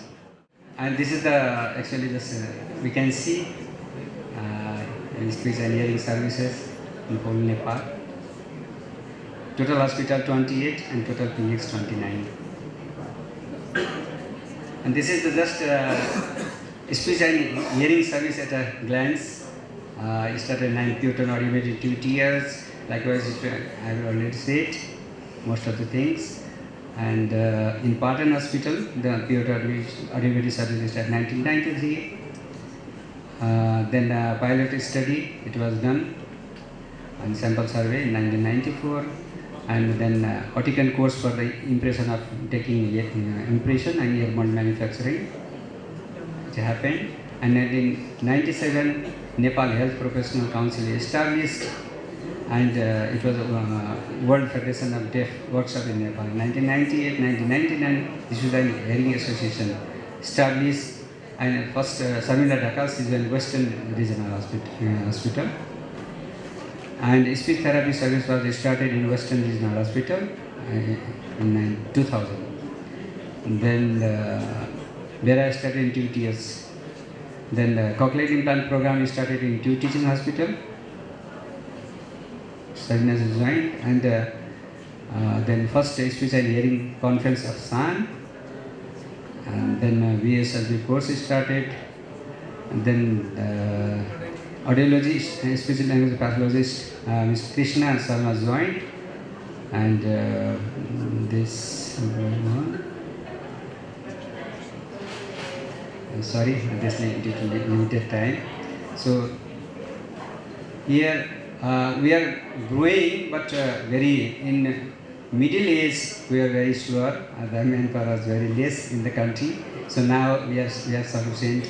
Today only we came to know it is 127 registration, and among them 115 are the member of the association.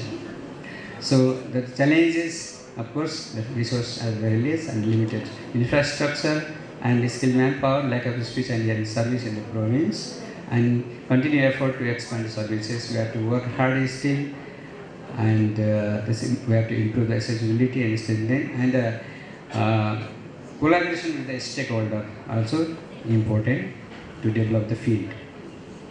And future suggestions: one center for speech and hearing, national center, and with the branches in 3 provinces. One hearing aid factory. Why I am writing here hearing aid factory? Because if we make hearing aid in country, so it will be more cheaper, because our labor cost is really cheap here. So that's why I am writing in this way. At least one preschool for hearing impaired children. I am not talking for only for hearing impaired children, but others also, autism and other developmental delay problems, but at least one hearing impaired children, so that integration is easy. And in hospital setup, there should be a separate speech and hearing department. Why I wrote, you are surprising, because problem is we don't get much fund.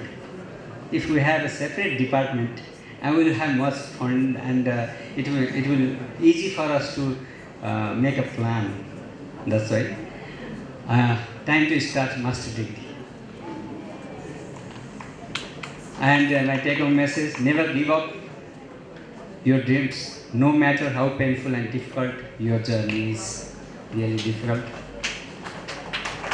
Thank you very much for listening to me. I may not be able to highlight a few things due to lack of time. Thank you very much for your attention. When you presented, I remember my time also, how I started. I work here also. I was working in the army hospital, how I suffer and how I fight that 25 years. And I also realized we should have the separate speech and hearing department.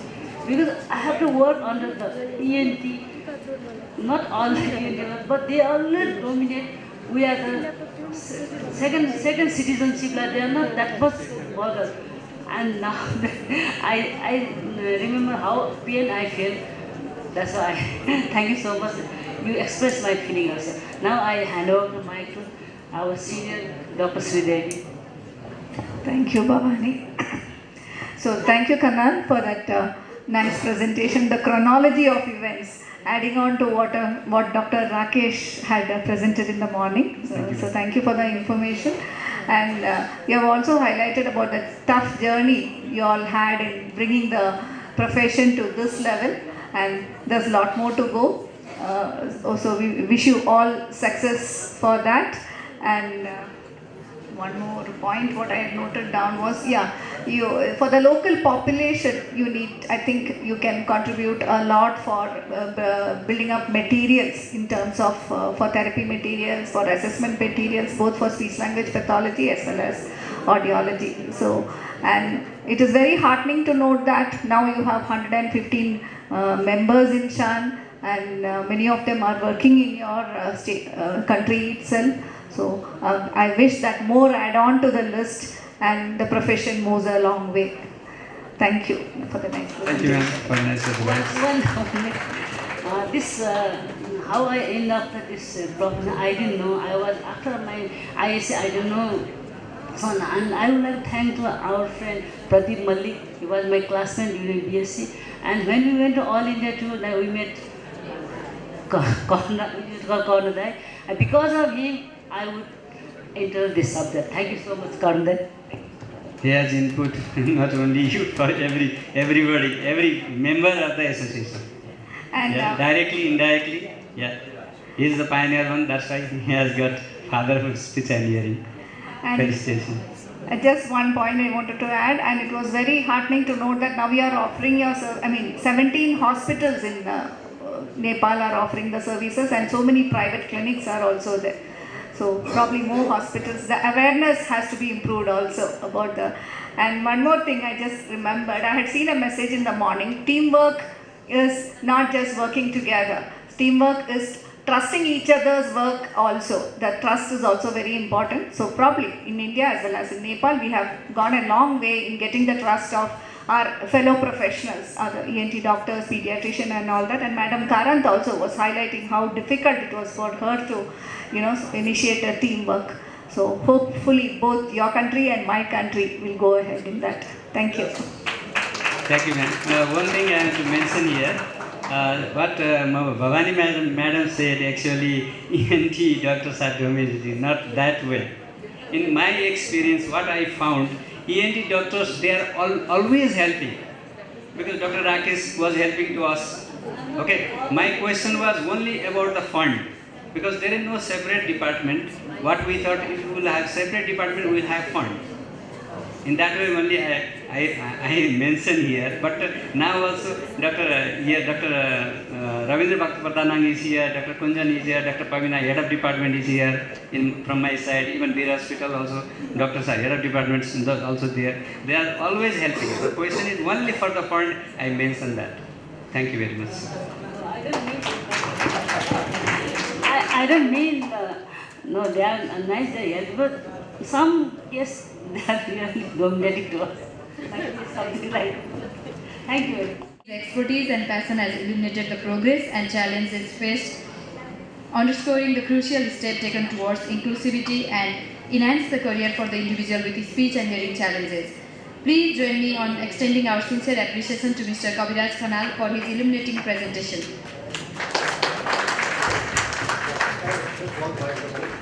With the permission of the chair and co-chair here, Kabiraj ji, आपने आपका शान का शान बढ़ा दिया. शान का आज बहुत शान, right? हमारा बहुत शान हो गया. इसके लिए रक्षी पीना है. Now I'd like to request our chairperson of this session to hand over the token and certificate of appreciation to our eminent keynote speaker, Mr. Kabiraj Khanal. Request Professor Dr. Sanjay Munjal from PGI MBR Chandigarh to hand over the token and certificate of appreciation to our chairpersons of this session.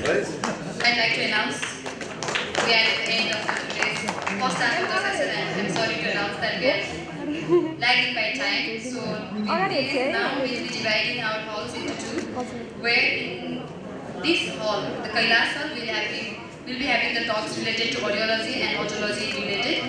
And in the Sivapuri hall, which is in the next hall, we'll be having the speech language pathology, dysphagia, laryngology, and all the disciplines related to SCOP talks. So I'd like to divide the delegates as per your interest on the two different halls, which will be ongoing parallelly. With this, I'd also like to thank everyone who have joined us for this productive part of the day. And now I'd like to hand over my role of Masters of Ceremony to His Pratibha Sedai. A warm and heartfelt welcome to all our distinguished guests from our beloved homeland and those joining us from abroad. Your presence adds a special touch to this gathering. Myself, Pratibha Sedai here, hosting today's audiology and otology related events. Without any further delay, I'd like to introduce the chairman for this particular session, Ms. Professor Dr. Pabina Raimazi. Introducing her, she is a current head of Department of ENT HNS at TUTH MMC IOM. Dr. Raimazi completed her MSc ENT in 2006 and pursued a fellowship in implant otology from Madras ENT and Research Foundation in 2018. Her journey in the Department of ENT began in 2006 as a lecturer, and her dedication and expertise led her to achieve the esteemed position of professor in 2021. She plays a pivotal role in the otology unit, notably contributing to the cochlear implant surgery and advancement in this specialized field. You're welcome, ma'am. The next chairperson, I'd like to call upon Dr. Kunjan Acharya, sir. To introduce him, Dr. Kunjan Acharya, an accomplished ENT specialist and dedicated researcher, renowned for expertise in both medical and surgical management of ENT issues, emphasizing public health perspectives. Dr. Acharya is affiliated with the Department of ENT HNS at the Institute of Medicine, Tribhuvan University. His current research focus delves into the integrate domain of head and neck cancers, demonstrating his commitment to advancing understanding and treatment in this critical area of healthcare. You're welcome, sir. Now, I'd like to take this opportunity to welcome our first guest speaker, Professor Dr. Milan Maharjan. Let me introduce Dr. Milan. Can you please come upstairs? It's my great pleasure to be here as a chairperson to introduce my friend for a long period of time. We were friends since our residency. Dr. Milan, in her credential, she has her MS from ENT and head and neck surgery from BP Corella Institute of Health Science, 2005.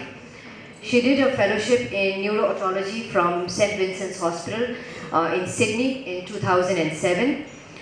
And initially, after residency, she joined as assistant professor at in Kathmandu Medical College, 2005 to 2013.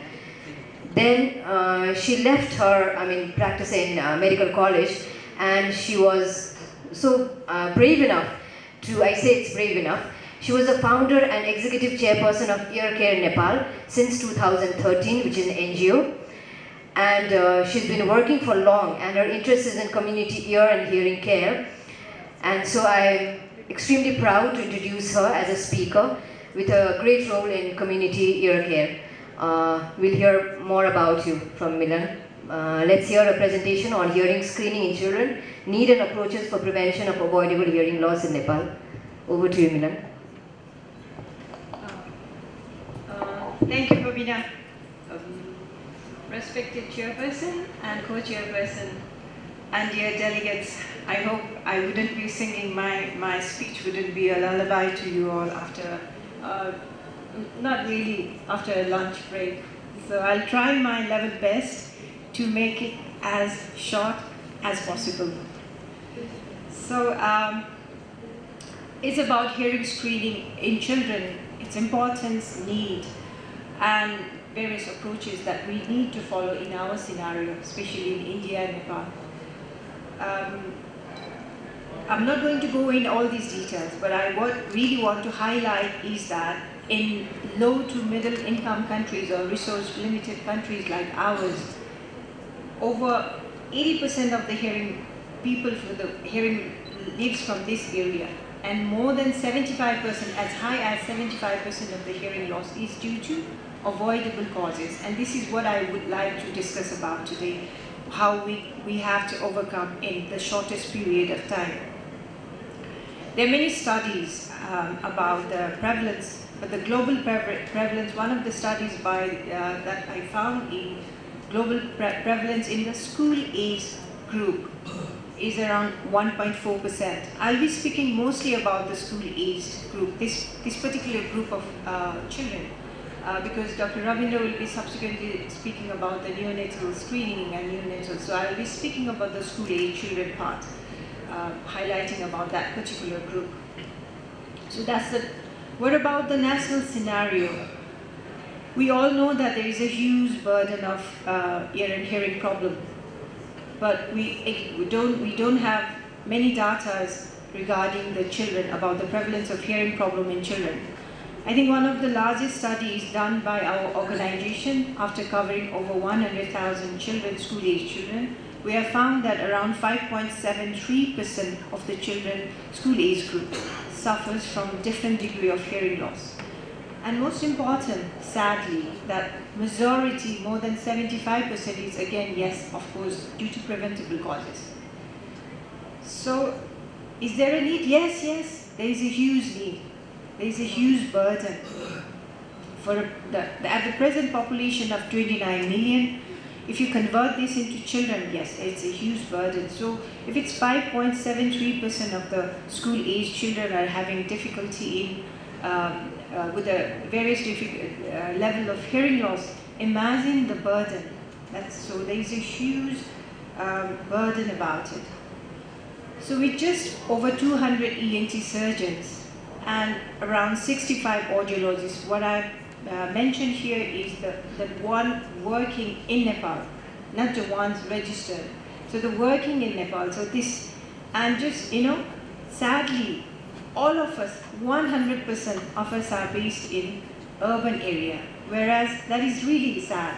Whereas, in Nepal, 80% of the population live in the rural area. So we are covering nearly 17%. The entire, the ENT and audiologists, the only 17%, that's really sad. And recent study, the status analysis of ear and hearing status of Nepal, mentioned that there are around 10 to 15,000 rupees allocated for ear and hearing care for each palika. Is it important? Yes, of course it is important. Again, I would like to mention, my highlight is about the school-going age group, not about the neonatal part. So also not about those with the profound hearing loss. We all know the huge impact of hearing problem with the profound and severe hearing problem in a language development, socio-psychological development, all that.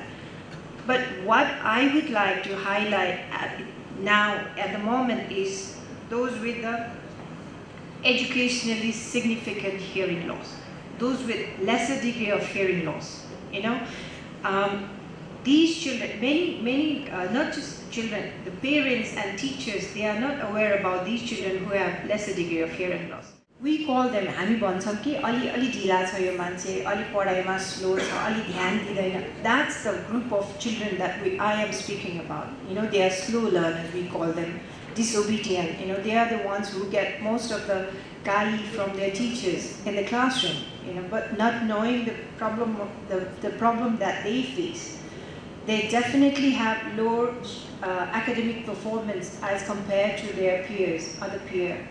And they do have having a relationship with their peer relationships. So it's this group that I'm highlighting about my whole thing.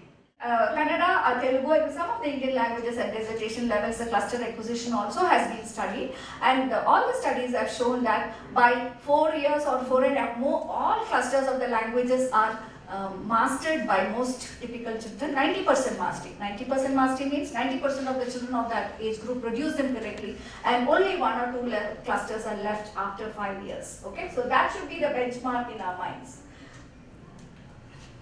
And phonotactics, that is again another area ignored by the SLPs during our assessment. So what are the common types of syllable shapes that is existing in the language, and what are the common syllable shapes the child is able to produce? So it is not just assessing the soda errors. What I'm trying to highlight is that when you do a phonological assessment, it is not just soda errors. That is the way back in 1930s it has started, and of course it has stood up the test of time.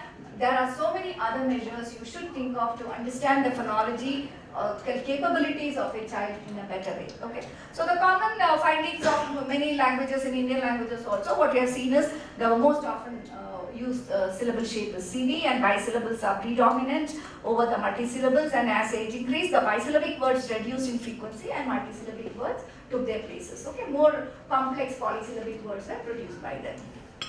Okay, and what is the impact of SSD on children's life? I need not elaborate, all of you know. So there is educational impact, social impact, impact on the family, and there are many studies in this direction also. So parents and teachers have reported, children with SSD have low self-confidence and they are reduced engagement in learning activities and poorer academic performance, and all these, I mean, they are all said in different flowery words. It means they have an impact on their lives as well as their family is affected.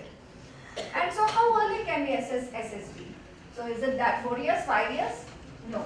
It is, generally a typically developing child is expected to produce at least around 50 words between the age of 18 months to 2 years. So that is the age when we can start our assessment also. So in the earlier days, what was happening, unless there is an organic pathology, like something like a cleft lip and palate or something, or a tongue tie, or whatever could be observed by the parents, they wouldn't be brought for evaluation at all, isn't it? Even a hearing impairment would go unnoticed by the parents. That's what is our common observation.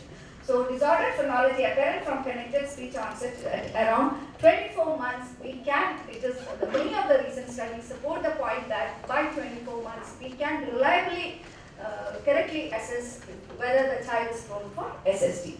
And given the negative consequences of unintelligible speech for children and families, it's important to validate assessments identifying phonological disorder at 2 years.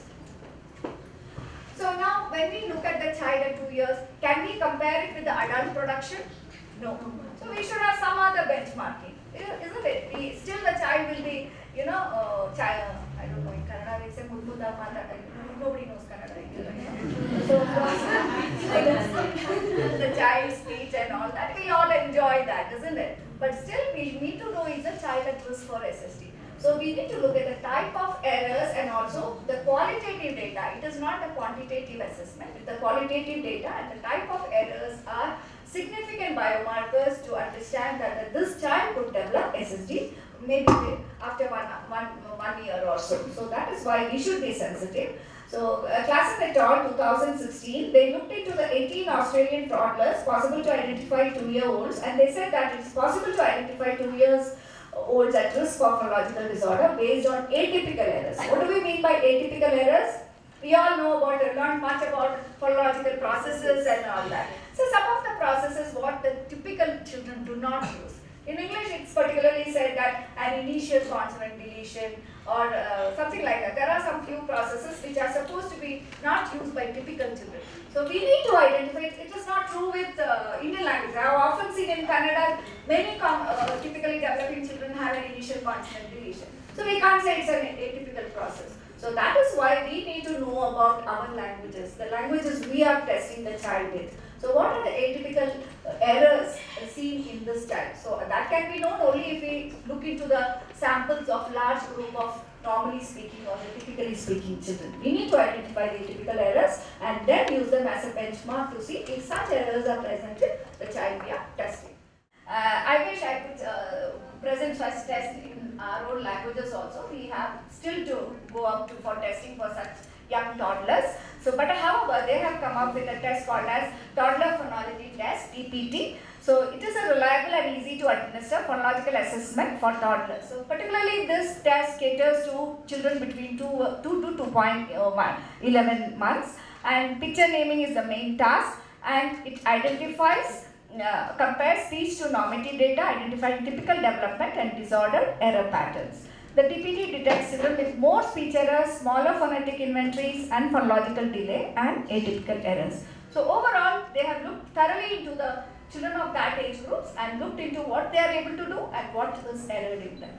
Okay. So the aim of TPT or the toddler phonology test is to identify toddler at risk for phonological disorder. So most studies of 2-year-old development, there are several limitations because for sake of making a paper, a brief presentation, all of us do that, isn't it? The conference is announced and we go for a sample collection. So there are many limitations also for such studies, for toddler studies. There are very limited number of subjects, narrow age bands, the amount of data obtained is less, and research is longitudinal versus cross-sectional differences. So there are many points which hinder such studies. So 2-year-olds also use a dominant, some of the similarities across these studies are they use a dominant CV syllable shape, and what are the frequently absent phonemes. So most of the studies have reported which are the phonemes absent in the studies conducted by them and which are the phonemes present in them. So this again gives us a comparison for data for comparison, and vowels are mastered earlier and produce multisyllabic words. 2-year-olds also can produce multisyllabic words, and 30% of the consonant clusters are present by 2 years itself. So that is another information wherein we keep thinking that no clusters are present as young as 2 years. They do have many clusters in their speech produced correctly. And even all of us, I know that you know what is PCC, percentage of consonants correct. See, the percentage is even above 80%. It is not, which means to say that most of the consonants are produced correctly by 2 years of age. It is not that it goes beyond that, okay? Now for the next speaker, I'd like to call Dr. Rabindra Pradhananga sir, who is presenting on the topic Hearing Solution for Different Types of Hearing Disorders.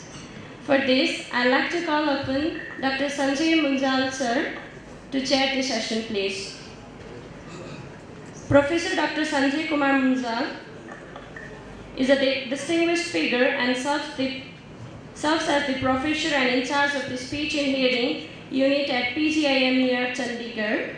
With an MSc in Speech and Hearing and a PhD earned in 2006, his expertise encompasses a broad spectrum, including auditory electrophysiology, cochlear implants, tinnitus, auditory dysynchrony, cleft palate, and voice disorders.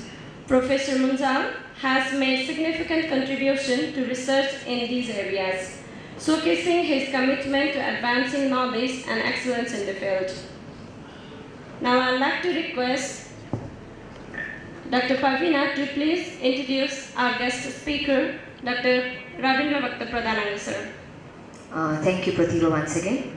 It's my great privilege to co-chair with Dr. Sanjay Munjal, whom I met once again here in Nepal. So as far as the speaker goes, now I would like to introduce my colleague, Dr. Rabindra Pradhananga. Going by his credentials, he did his MS in ENT and head and neck surgery in 2007 from Department of ENT, Institute of Medicine, TUTH. He did his fellowship in implantation otology in 2014 from MURF, Madras ENT Research Foundation, Chennai. And he's presently working as an associate professor in ENT and head and neck surgery department in TUTH Hospital. He's also a postgraduate coordinator, PG coordinator in the department as well. And the list goes on. He is also the president of Cochlear Implant Nepal Group, and which serves poor people on providing funds from various donors for cochlear implant surgery. And he was very actively involved in the implementation of cochlear implant program under the Ministry of Health and Population. And it's a great privilege to introduce him, and he has a great role in bringing cochlear implant surgery up to the present status in our country. So let's hear from him, and over to you, Dr. Rabindra. Thank you. Present here just in front of you, and this is the right platform in front of all the audiologists working in the Kathmandu and other cities of the Nepal, apart from the Kathmandu. So I am very much thankful with Shan conference and this first international and third national conference, this organizing committee on giving me this opportunity. So we know, and most of the audiologists are also aware of the various types of hearing solutions which couldn't be treated surgically or medically. So I always put audiologists in the one step ahead than the surgeons, where the surgeons are not able to give or restore the hearing, then the audiologists, they can restore the hearing for those candidates. So whatever the devices available all over the Nepal, or also in all over the world, so you must have some ideas about the all these devices available. So I won't go in detail about the hearing problems. Everybody knows about all these things. So what I want to emphasize in this forum is that otologists and audiologists, they must have in the same level.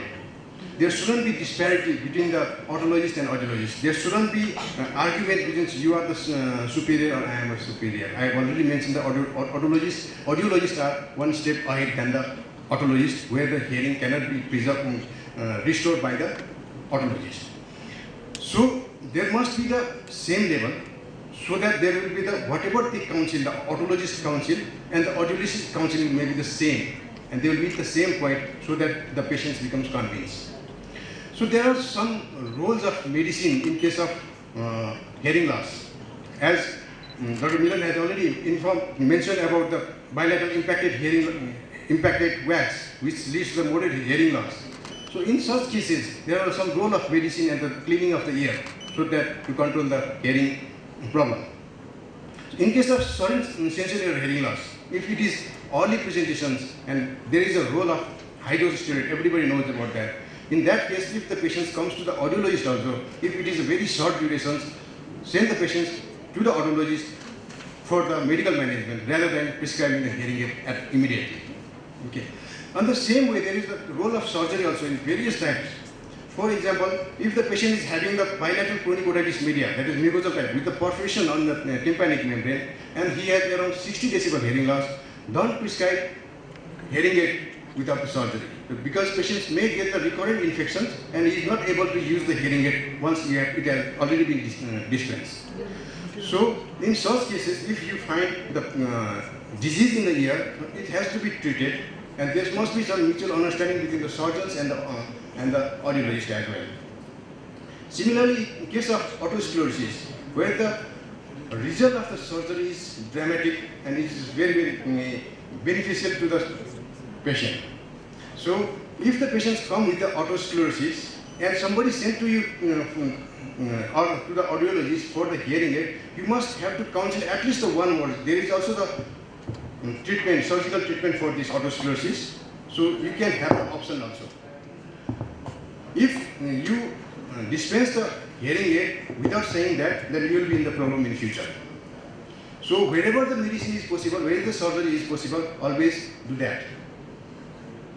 Yes, there is definitely a role of hearing aid in various cases. For example, even in case of chronic otitis media and mucosal type, with the perforated tympanic membrane, with the ossicular fixation, which couldn't be addressed with the surgery, in those cases, definitely we have to depend on the hearing devices.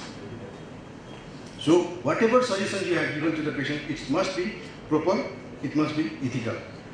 So whether to dispense the hearing devices, is it business or a service? This is a great question. If you follow the business, you will get a problem in the future. If you do the business with the service, then definitely you will have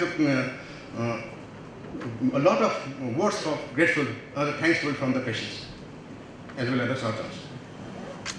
So there are some situations where it's very difficult for very challenging for the surgeons to give the hearing even after the surgeries.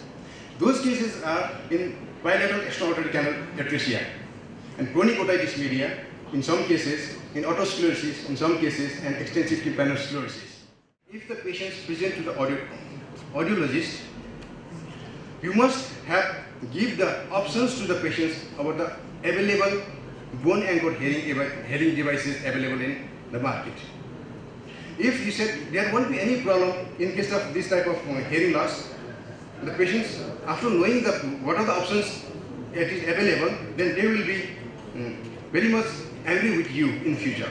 So if the patient come with the bilateral atresia and has hearing loss of around, conductive hearing loss of around 60 to 65 decibel hearing loss, why not to advise for the bone-anchored hearing devices? Both this soft band BAHA as well as the ADR is available in our market in Kathmandu. His bone thickness is adequate for the surgical implant. Yes, we have various options also. And Dr. Rakesh has already mentioned in his lecture, we have already done 5 bone-anchored hearing devices, bone bridge. So initially we had BIC 601. This is the implant BIC 601. Now it is upgraded to BIC 602. It is too easy for the surgery, and the result of this device is almost as the normal hearing. So why not to prescribe this type of hearing devices? because it's too expensive. The patients won't afford it. But from the government side, for this bone anchored hearing device, 5 lakh subsidies is available in Nepal. So if it costs around 10 lakhs, the 50% is covered by the government fund. Apart from these bone anchored hearing devices, in whole, this cartilage in the anchored hearing device is also available. So this is the one hearing device, that is the cartilage anchored hearing device, and it is invented in Japan, and in Japan it was FDA approved, and most of the patients who require the bone anchored hearing device are replaced by cartilage anchored hearing devices. So this photograph is taken from the ENT and Audiology News. It was almost 8 years back. It has already been published in that new ENT News. So we are not aware of this because it is not US FDA approved. So in Japan, if some relatives are present in the Japan also, and we can give the options for this cartilage anchored hearing device. The other implantable device, it is from the Cochlear company, and this bone bridge is from the Metal company. So the OSIA is the next implantable hearing device from the Cochlear company. The next challenging thing is in case of hearing not corrected with the surgeries, like in case of chronic otitis media with the tympanic membrane perforations, and there is the problem with the stapes footplate fixation, or with the absence of a stapes superstructure, or extensive tympanosclerosis where it couldn't be removed. In such cases, definitely everybody knows that the next option is hearing aid. So in such cases where the hearing is not restored with the surgery, there is always the second option is the hearing aid. Okay, the topic is early intervention in children who stutter. Stuttering is a condition where there is ongoing fluency of speech. Then you have to give me some more time.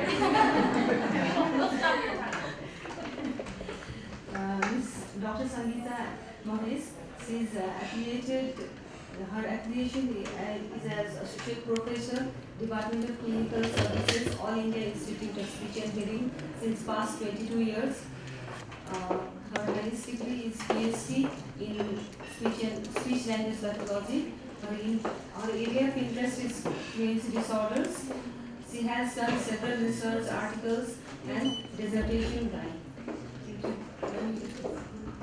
Thank you for that intro.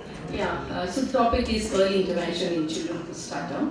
So let me just brief on what is stuttering. So stuttering is a condition where their fluency of speech is affected, that is they have inability to have a continuous speech. So I need to remember Van Riper here. He has given this definition in the year 1982. He himself had severe stuttering, because of which, there are a lot of things in stuttering research has come up. He developed stuttering modification therapy, and a lot of books have come up because of Van Riper, a renowned speech therapist. Stuttering and disfluencies, the moments of stuttering behaviors include repetitions, prolongations, and blocks. So these are the major significant moment of stuttering behaviors. I need to respect and very respectful tribute to Dr. S.R. Savitri. She's no more. She has contributed a lot, an Indian pioneer in the field of stuttering. So she's written books on stuttering and done a lot of research on stuttering. According to Diagnostic and Statistical Manual 5, stuttering is a dynamic disorder. It is never static. So there's a lot of variability in this condition. And so it is, according to DSM-5, it comes under childhood onset fluency disorder. According to ICD, International Classification of Diseases, 11, so it is under developmental speech fluency disorder, and the code is 6A01. So here it looks at, it's not just the fluency that is affected here, but it is the holistic view of what we have to look at. So it is in terms of psycholinguistic, that is, there are certain language issues also here, psychosocial components where interactions are in the discourse that's being affected, and the physiological component also adding on. That is genetics playing a role, sensory motor component playing a role here. So looking at stuttering and international classification functioning here, So we have this body function which relates to stuttering, concerned to fluency of speech and the rhythm of speech, rate of speech. Then concerned to body structure, there are certain regions in the brain being affected in them. And then we have the personal factors relating to A, B, C. What is A here? It is affective factors, that is feelings and emotions being affected in stuttering. Then behavioral, you have tension, struggle in them. And then the C, that is the cognitive process, that is the thought process that would go on in a person with stuttering. Then we have environmental factors playing a role. What is the support that they get? How are they really interacting with the peer group? So on. Then we have activity or participation, that is the impact of stuttering. How are they actually performing in their everyday situation, which plays a major role. So we had actually done a study with regard to their quality of life and stuttering. You see now, we always assume that a person with mild stuttering quality of life may not be severely affected, but it is not so. Some persons with temperament issues, even with mild stuttering, they could have their quality of issues being a problem. That is another risk factor. And then in case a child has additional concomitant problems, like it could be a phonological disorder and all that, so it is seen that greater than 50% of children also have phonological disorder. So now, earlier days it was like a little difficult to identify whether the child is normally non-fluent or stuttering. But now it's easier to when we focus it on the stuttering-like fluency. So we need to look at whether the quality of the disfluency and the quantitative disfluency is there. So more fragmented type of disfluencies are stuttering-like here. And what are those stuttering-like disfluencies? It is sound and syllable repetition. So when it is more than 2 reiterations, that is so that way 2 and more, then it is more stuttering-like and not normally non-fluent. And also single syllable whole word repetition, sound prolongations. Then we have dysyllabic phonation, that is prolongations along with tense pause and then different more stress in while saying a word. And then it can be a hard contact, that is a block, tense pauses, and a complete silent block, which is very abnormal. Yes, there is a need for early intervention because of neuroplasticity. Earlier the intervention, obviously the child is going to be more and more fluent, and we need not give them therapy for longer duration, and the recovery also is more long-lasting. So any condition, obviously, in case the problem exists, the child is going to be affected emotionally, vocationally, academically, holistically. The child's quality of life is going to be problematic. So intervention, because the topic is intervention, it's either a direct approach or indirect approach, and of course mixed also works. So when it is direct, we are focusing on the fluency enhancement strategies directly on the child, and indirect is where the environmental modifications are done. So these are some of the direct approaches. Some of it I will just highlight here. So what is this fluency rules program? That is the direct approach.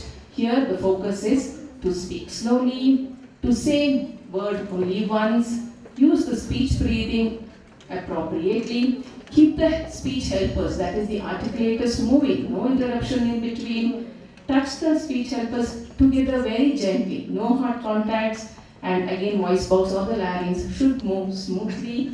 Use the speech helpers to talk, that is only speech helpers to talk and not other body structures wherein it would catch the listener's attention. This is a part of our project that we developed compiled some of these animated animations where we used in our project to teach a child with stuttering what is fast and what is slow. So now the present generation require these animations and colorful things, and also what is hard and what is soft.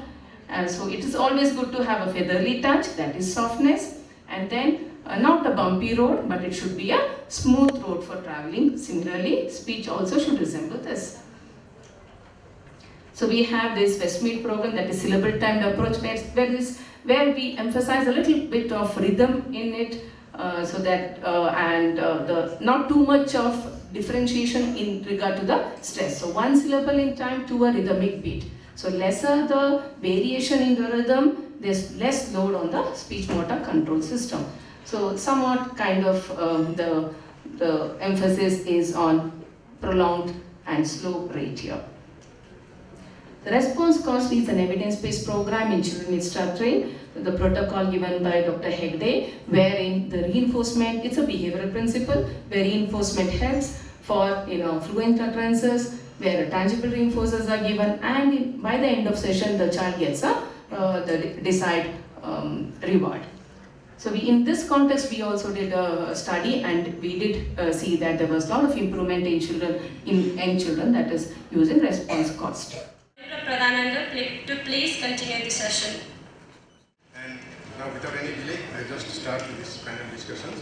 So I welcome all the panelists here. And so first of all, I just a little bit highlight about the today's thing, the topic.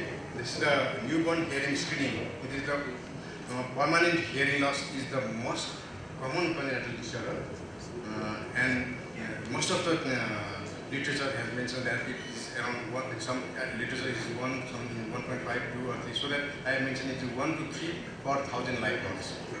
And because of technological advances in screening and the intervention modalities, and it is widely adopted all over the world, and mostly in the developed countries. And in developing countries like Nepal, is still struggling to adopt this neonatal hearing screening program. In case of known risk factors, the rate of permanent hearing loss is a little bit more. But even those without any risk factors, the 50% of those infants born with a hearing loss, they are no risk factors at all. So that the universal hearing screening is replaced only the selective, the high risk newborn hearing screening. Sir has already mentioned about the 1, 3, 6 and go.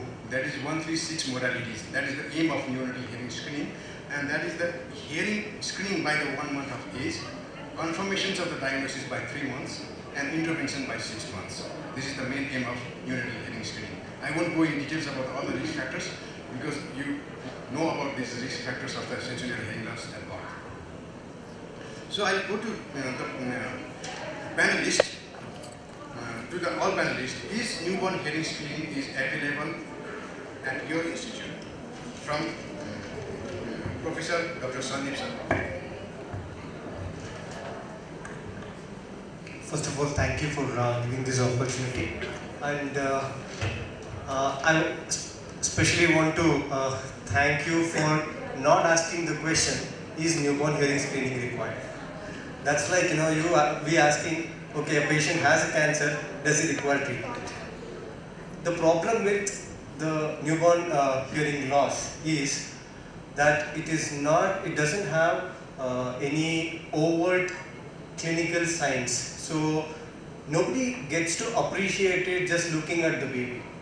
And it's unfortunate that pediatricians who look for all other disability when the baby is born, pediatricians are the first ones who are going to assess for the presence of different impairments and disabilities or the health ailments in a baby and newborn.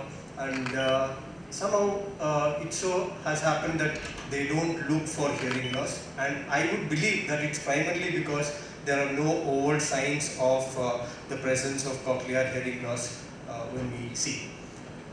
Regarding the first question, is NBHS available at your institute? Yes, I am from All India Institute of Speech and Hearing, Mysore. It is a premier institute in the country. Therefore, we develop various health models when it comes to screening, identification and intervention of speech-language hearing disorders. And recognizing the fact that newborn hearing screening is a very important aspect, we have started way back in 1992 through a WHO project. Of course, over the years, there is a lot of evolvement in terms of the protocols that we have been using, and in terms of referrals and in terms of the follow-up rate and all that. Yes, sir, I mean, we have been using, and it's been there since last 3 decades. And currently, I can say that whatever protocol we have adopted, it's of the global standards. Thank you. Now, same question to Jyotilal Das. He is in the maybe of a private hospital. Is it a private or Rainbow Children? It's a private hospital. I'm Jyotilal Das from Rainbow Hospital, Hyderabad. Yes, we do follow the protocols, which is worldwide standard. and a good team of neonatologists along with all the departments. We do include the protocol which is given by WHO, and even you can say that infant hearing screening committee and all of that already discussed, right? 1, 3 and 6. So we do even re-screening, after a baby is born. So we don't get a good result. So we don't immediately say your child is having hearing loss, you have to go for hearing aid fitting or something and all. We wait till certain day, again we re-screen, and then we follow the process whatever is required. The detailed audiological evaluation might require, even we give a look to pediatricians if they can help out with some other ideas or viewpoint. And after that, yes, we do detailed evaluation at the 3 months and we conclude it up. Whatever is the further requirements, interventions and treatments. Thank you. I'm Anil, faculty at Trinity University Teaching Hospital. Yes, we do have newborn feeding screening programs available at our institute. We started it during the time of COVID, somewhat during the time of COVID, 2019 to 2020. So from then we had this program in our institute. Talking about the protocol, yes, we are able to follow the protocol, but because of caseload, we are not able to follow 136 for all the cases maybe. And yes, we do including both the high risk babies as well as well babies as well in our screening. But 136 rule maybe as far as I know it's not totally covered. But in coming time we slowly will be doing that part as well. So yes, Kathmandu Hospital. It is almost around 30 kilometers away from Kathmandu. So in our hospital we do have hearing screening, and we started it in 2017. Still, because of lack of manpower and awareness program, we do not follow the JCI issue, but we are trying to improve our protocol in recent days. We are now after this conference, we are starting pediatric hearing rehabilitation program, and we are trying to screen people in outreach center as well. So yes, we do have, and we are trying to improve. Okay, thank you. And so I'll go to the next question. And actually, the scheduling is also. We have to keep abreast with the development and also keep the family in focus. Since Karatman mentioned regarding the change, not only in terms of diagnosis but also intervention and how family is getting involved, I would like to ask Dr. Suraj. He's a clinical psychologist and has been working closely. Not only he's been involved not only in the assessment part but also the counseling and family therapy, because that's the important part, one of the important components in intervention. Dr. Suraj, what do you think? How far the countries in the South Asia, how far have they come in this regard? Counseling and family therapy of parents or the caretakers of children with ASD. Thank you, but I'm afraid I'll deviate from what you have asked. I'll try to be a little bit circumstantial. Okay, so regarding autism, as a psychotherapist, I see from two constructs, two variables. First, the parents, many of them, though they really say that I have accepted this or that, but they have the thoughts that, okay, how can I help my child? How can I help him or her when they have behavioral problem, or with taking with the specialist who works what? So in psychology we talk this in the paradigm of self-efficacy, the belief that I can. And many of the works in South Asia, I'm not much into autism in this sense, but I'm a general clinical psychologist specializing in cognitive behavior therapy. But since our center really has some screening talks for that, so we get to meet the families. we refer them to autism, the parents-led organizations, even in Nepal also. They do have some psychoeducational materials. They do teach them what to do, where to go to some extent. But still, this is very important part. And especially when they get the, okay, just before that. And the other thing is, even though this, okay, they might have some confidence how to deal in some way, yeah, but still they have lots of emotional issues, especially the interaction with the family, how they are treated in the family as parents, even the blame game, as you know, in this part of the world. So I think these two variables need to be addressed, and I think the professionals who are working in this field, they are sensitized. And only my concern is about when you give the level, don't give the level, but if you give some level, okay, you have to be very sensitive, like you need to follow some protocol, how you share this type of level with the parents, especially in oncology, they have some protocols like spirit, when they have to share, bring some bad news, what they say, but in autism we don't say bad news, because that's a condition. So, so we need to follow that, which I think we haven't been able to come up with that. The thing is how to listen to them, how to provide structured education to them, how to listen their perception. Their perception of their child's condition is much more necessary. And that's one thing. And the other thing is about the emotional thing. So one is about how to give news to them. Other thing is about how to link them with the support group. I think that's very important. And the other thing is to refer them to special services, like, okay, whether you say, okay, there are so many autism-related packages, AVA and so on, and many services being provided by speech and language therapists, occupational therapists, and so on. But as a psychologist, when parents come to me, I think we can't, looking at this resource constraint in South Asia, we can't say that, okay, clinical psychologists or other counselors can really specialize just in autism. They don't have that, they have their constraints. So how to do the task sharing? So at least basic listening skill, how do we share among the professionals?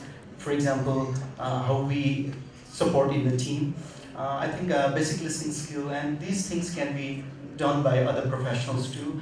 And for me, okay, when the parents come, I don't go for specific therapy because I work on the psychological therapy which I'm trained for. Okay?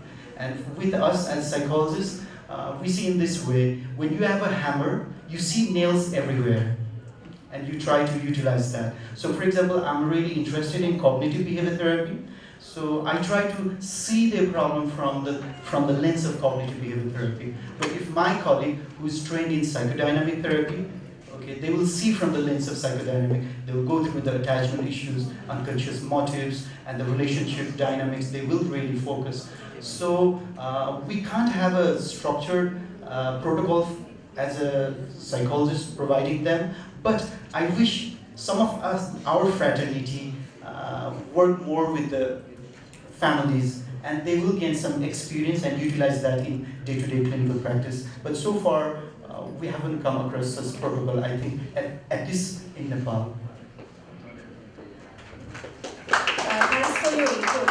I would like to add here, though the question, we thought about parents. We know that they need counseling. We know they need hand-holding all the time. But we also have to appreciate the fact that whom do they see first and whom do they see later?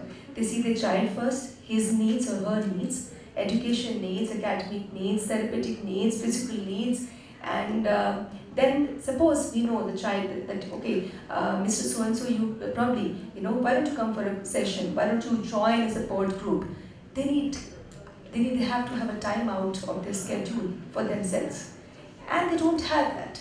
So we have to, I think as professionals, it's very easier for us to say, why don't you do that? Why don't you go there? They know they need the service, they need that help, but they cannot put themselves first. So it's a complex state, definitely. And we do feel helpless as professionals because we know that support group will help. Lack of support group, ma'am, I think it's one thing that should happen. In South Asian context, in India, up north, there is no support group as far as ASD is concerned. I try to have parents pulled in, 3 parents. They gave their consent to be part of a support group, but then they didn't continue to be part of it. So, I don't know, probably ma'am, can you please elaborate on that? That again is a tough question because when you have a child with ASD, life becomes extremely unpredictable. And you're constantly challenged. So the concern of a lot of the families which come to us are set him right. Okay? And they're involved as long as their child is being worked with. Even there are a lot of reservations, in the course of the panel discussion, I can highlight some of these. But support groups, I have found, are very difficult in countries like ours. In the West, they work much better because we have the taboo about the name, the diagnosis. Okay, so as long as their child gets better, they're involved.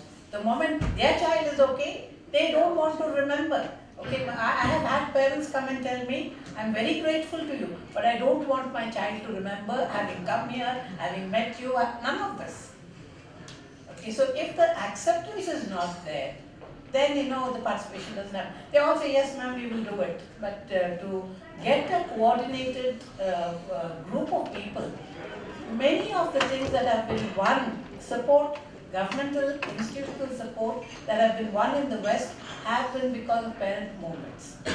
Okay, and I keep telling our parents, we have so many educated parents in the IT sector in Bangalore where I live. Okay, very bright, gifted individuals who can raise money with a snap of fingers. They don't want to do it because they don't want to come up front and say my child had saying that the school is not giving me admission. I said, try another school. And she said, no, but they've taken this child and that child, but they're not giving my child admission. She goes to the school and says, but he was also in that program. That one was also in the program. So out of the 12, 6 or 7 kids have made a beeline to the school. Okay, and all want to be accommodated. Okay, so these are the real, genuine social problems unless we change that taboo. And which comes across in our attitudes.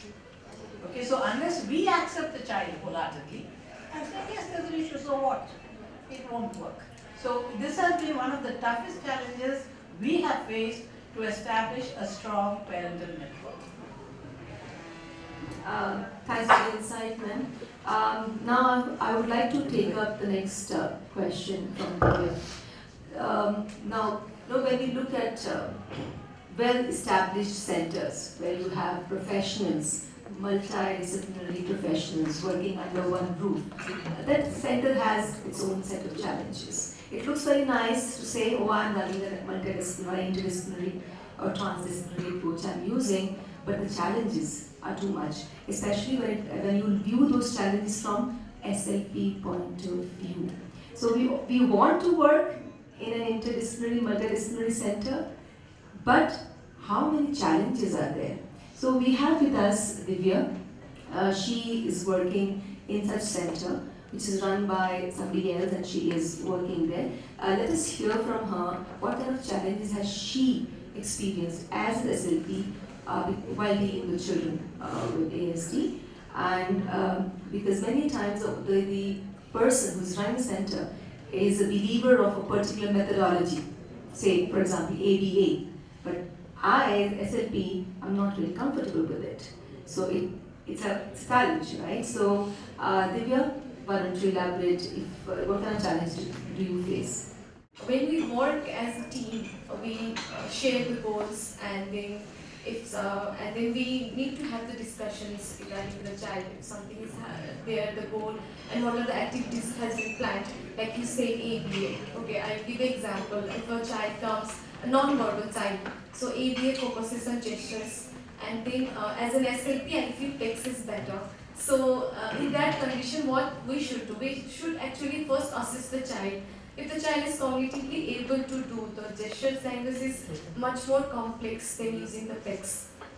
So there are few kids who are very good in gestures and they pick up the gestures like sign languages, and so in that conditions we may not introduce specs in that condition also. So we first need to assess the child, and then we need to discuss what is the approach that I am going to do and what is the approach other professional is also going to do, and eventually at last the child should benefit. That sounds good. And if the situation is like that, and then first and the child comes to SLP, we assess the child. We do speech and language assessment, and also some sorts of cognitive assessment happens that moment, and we will know what is the mode of communication that the child at current situation is doing. And in that condition, if the child is already taking the therapy, order therapy, and then child comes to me and he has already learned some kind of therapy from there, then I might provide I might just reinforce that also, because as an SLP I focus on communication, not just speech, and so speech and language we focus on that as a communication tool. So the communication tool might be other modes also. So the challenges that I face is actually solved through the discussions and through the communications with other professionals also, and also the first thing that will be solved through assessment. Okay, because we as an SLP, we know how to assess the child and what are the protocols that has to be seen and how the child has to be moved forward, and also we know what the goals has to be taken. So, and we are so specific that we are also evidence-based practitioners, so we know, so for this particular goal, for this particular thing, this is the evidence-based, and this is the it will be perfect for the child to move forward with the techniques. So the discussion with other professionals is the main key in that condition. And if the child is verbal, and then in that condition, I think our the way of providing therapy will not be intersecting, but will go hand on hand. It will add on. Like if I am working on vocabulary, I am working on adding up the sentences, I am working on mean length of utterances. In that condition, the ABA therapist is working on something like that. I can go to work on cognition also. If the child is already talking on sentence level, I go with the with the memories and also storytelling. So that are the aspects that will not be touched by other professionals. So we need to stand what we are doing, and we need to focus on what we are here to do. So if, that will be the goal, and that from that point of view, and our evidence-based practice that we will be following is the key for that facing the challenges that will be faced in multidisciplinary. We work on speech and language. So with some therapists, they may be working on just the conditioning thing. Like they say, just the request, but not using, they can't achieve that language sophistication through that stage. So yeah, I had a child who was being worked by a different therapist, but the ultimate outcome of that approach is I want, I see, I have, and they have no way to go ahead of that. But we focus on, we have robust AAC devices now, we have a lot of approaches, even using code vocabularies, aided language stimulation, through which we can follow our generative grammar as well. But I feel somewhere, even when we have discussed this, we have that clash in the philosophical level, or this idea, I mean, yeah, that's always the school of thought.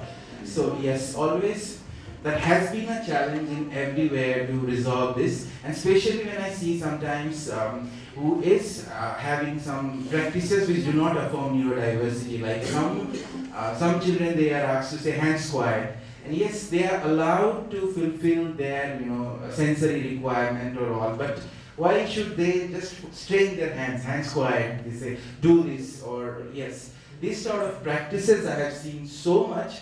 And they follow the practices of 1980 and even before that. And that practice, even the one who developed that, later on published that I was wrong, yes. But they are not aware of this thing. Still they keep on practicing. This challenge is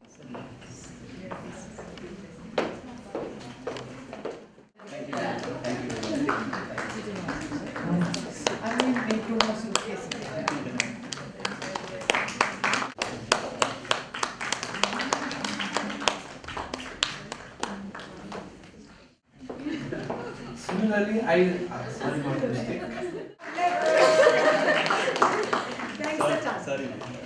Thank you, sir. Sorry for the confusion there. It's all right. Your active participation and valuable contribution have made this event truly remarkable. At last, we are about to have a starkey symposium on Kailash Hall, so I request all the delegates to join others in the same previous venue. Thank you. There are GSI and other companies, but you know, even you can mention it in your Excel sheet for your data storageation, and also like when you discharge the medical admin nurses, they also have their record.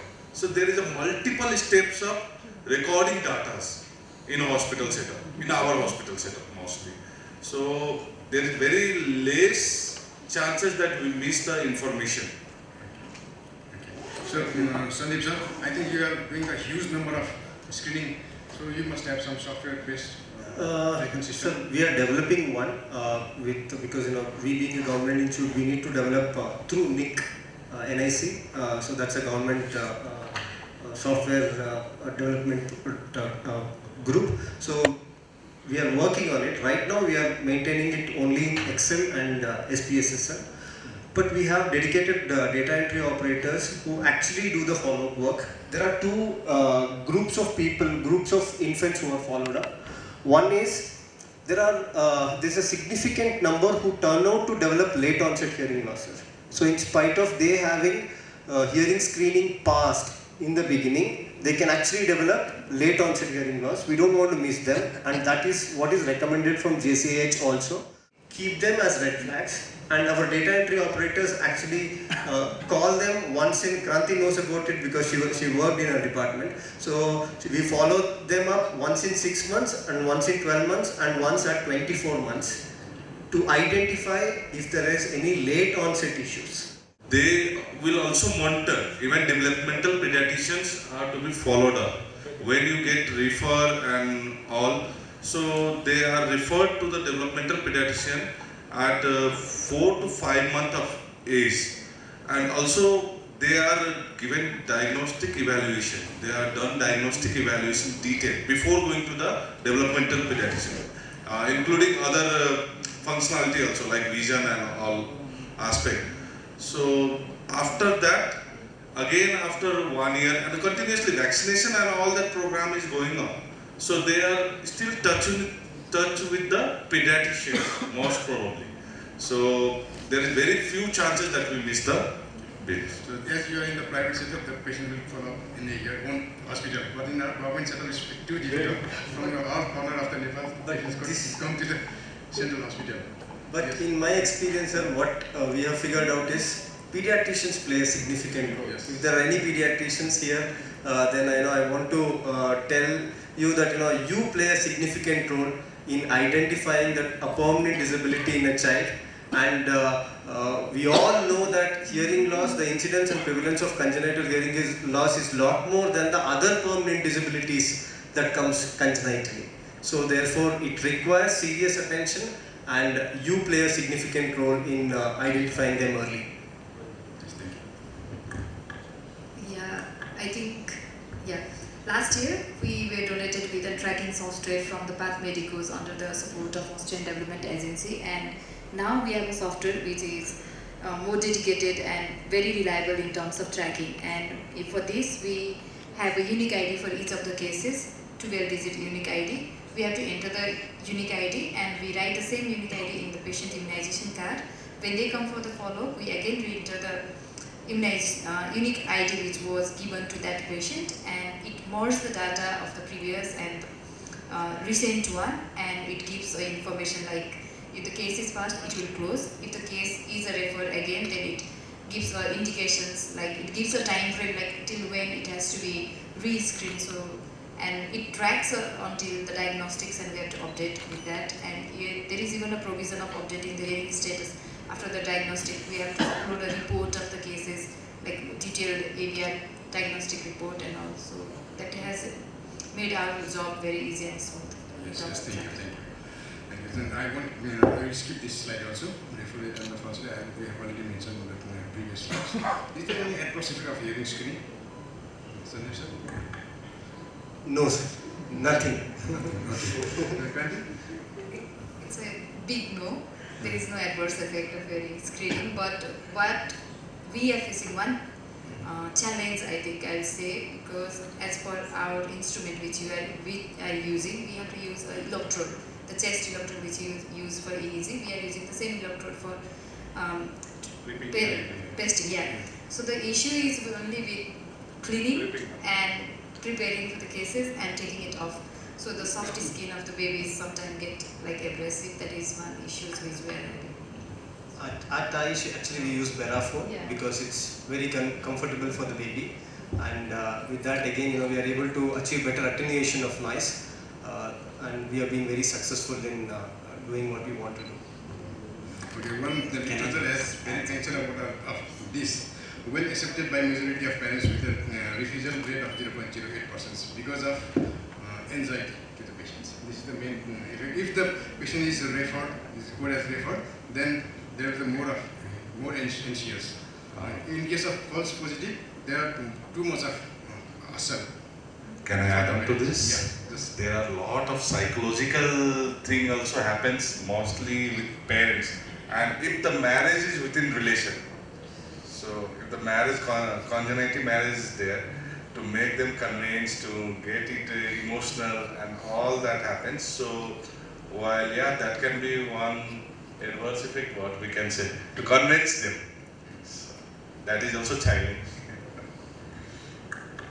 Just on a lighter note, marriage is has only lot of adverse effects, not just in MDS.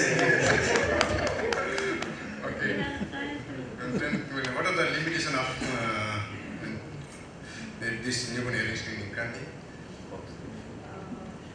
For us in our center, I think I'll consider noise as a major limitations. As till now we were doing in a normal quite true. Limitation means there is which we cannot identify with the program over the screening I think test. one major limitations of newborn hearing screening is that we cannot diagnose a case with 100% reliable finding. So that is one of the limitations of screening, I will say, because sometimes we may miss a case with lesser severity like mild and moderate, majorly mild, and also the other limitations of the universal hearing screening is like we will not get to know about the severity. If it is only a screening, we just screen about the pass or a refer.